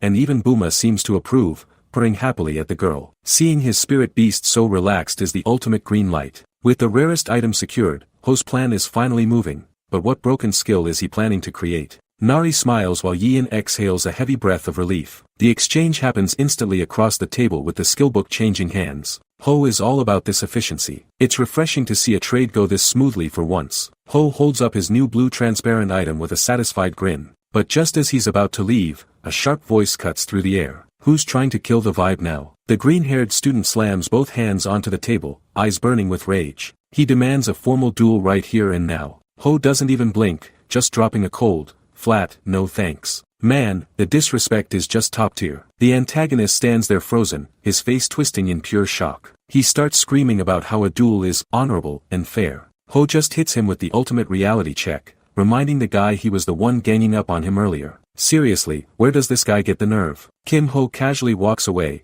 telling the guys he doesn't waste time on fights that don't pay off. The antagonist is desperate to save face, so he pulls out a VIP ticket to bet on the duel. Now that's a serious bribe. I guess everyone has a price, even our stoic MC. Ho stops dead in his tracks with a sharp smirk, suddenly calling the guy generous. He accepts the challenge but throws a curveball by asking to set the date for 2 days later. The green-haired guy looks completely baffled by the request. Is Ho just stalling for time, or is there a bigger plan brewing? Ho holds up a skill manual, calmly stating he needs those 2 days to master it. The antagonist starts cackling, thinking it's impossible to learn a high-tier skill that quickly. Ho just stares back with a terrifyingly confident grin, promising the guy won't be disappointed. Man, this idiot has no idea what's coming for him in 48 hours. Kim Ho grips a thick skill manual, ready to force learn the impossible. 2 days fly by, and we're suddenly at the academy arena. The students are whispering, convinced that Manhwa has rigged the entire match with hidden traps. It's a total mess, and everyone's already counting Ho out before it even starts. Go Hyunwoo speaks up, reminding the group that Ho isn't the type to jump in without a strategy. Park Nari looks stressed, her eyes fixed on the stage. She promises to watch for any shady moves the Emerald Magic Tower might pull. I mean, look at her face, she's genuinely terrified for him. The green-haired antagonist stands in the center of the stadium, soaking in the attention. He reminds Ho that a precious VIP ticket is on the line and the whole world is watching. The recording starts as he asks if Ho is finally ready to lose. Ho just gives him this blank stare that says everything. Things are about to get very ugly, very fast. Ho gives a cold nod as the arena shifts around them. He accepts the challenge, and they're instantly warped to a desert-themed, rocky zone for a high-stakes deathmatch. A 10-minute deathmatch over a simple school grudge. This guy Jichul is taking this way too far. The digital start signal flashes, and the atmosphere gets incredibly heavy. Guak Jichul is already flaring his mana, looking like he's ready to end this in one hit. Honestly, the level of bloodlust here is actually chilling. Jichul charges forward with a massive, arrogant grin. He screams that Ho only got lucky last time and promises to show him the real difference in their skills. Seriously, this guy talks way too much for a side character. Ho just stands there calmly as green energy suddenly recoils and chokes Jichul's spell. Guak's Earth Gatling fails instantly, leaving him panicking as Ho coldly asks what he was even trying to show. Wait,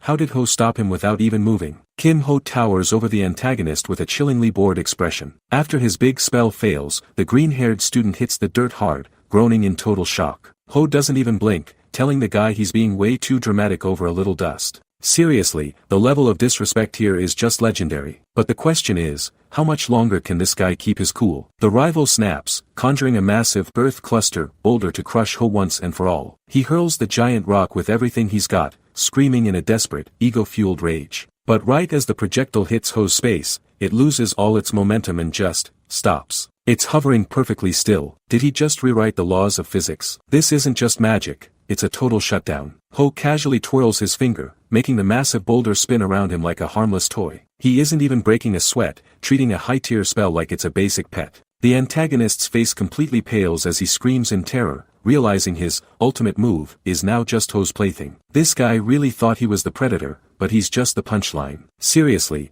how far does Ho's control actually go? The opponent's scream echoes across the arena as a high-pressure shockwave slams into his chest. Kim Ho just stands there, perfectly composed while his rival tastes the dirt. The guy is spiraling, swearing that he can't let things end in such a pathetic way. Seeing him crawl after all that big talk, it's honestly kind of satisfying. Kim Ho looks down at him as the mage finally admits Ho isn't the coward he originally thought. But the vibe shifts instantly when the guy starts glowing with a sinister, desperate green light. He's tapping into a forbidden power he clearly wasn't supposed to use just to save face. You can tell this next move is going to be messy. A massive wood golem tears through the terrain, its single red eye locked onto Kim Ho. This thing is a literal titan of ancient wood, dwarfing everything in the desert arena. Ho is standing right in its path, looking tiny against its massive scale. But knowing him, he's probably already found the golem's off switch. What do you guys think? Can a support class actually solo a monster this big?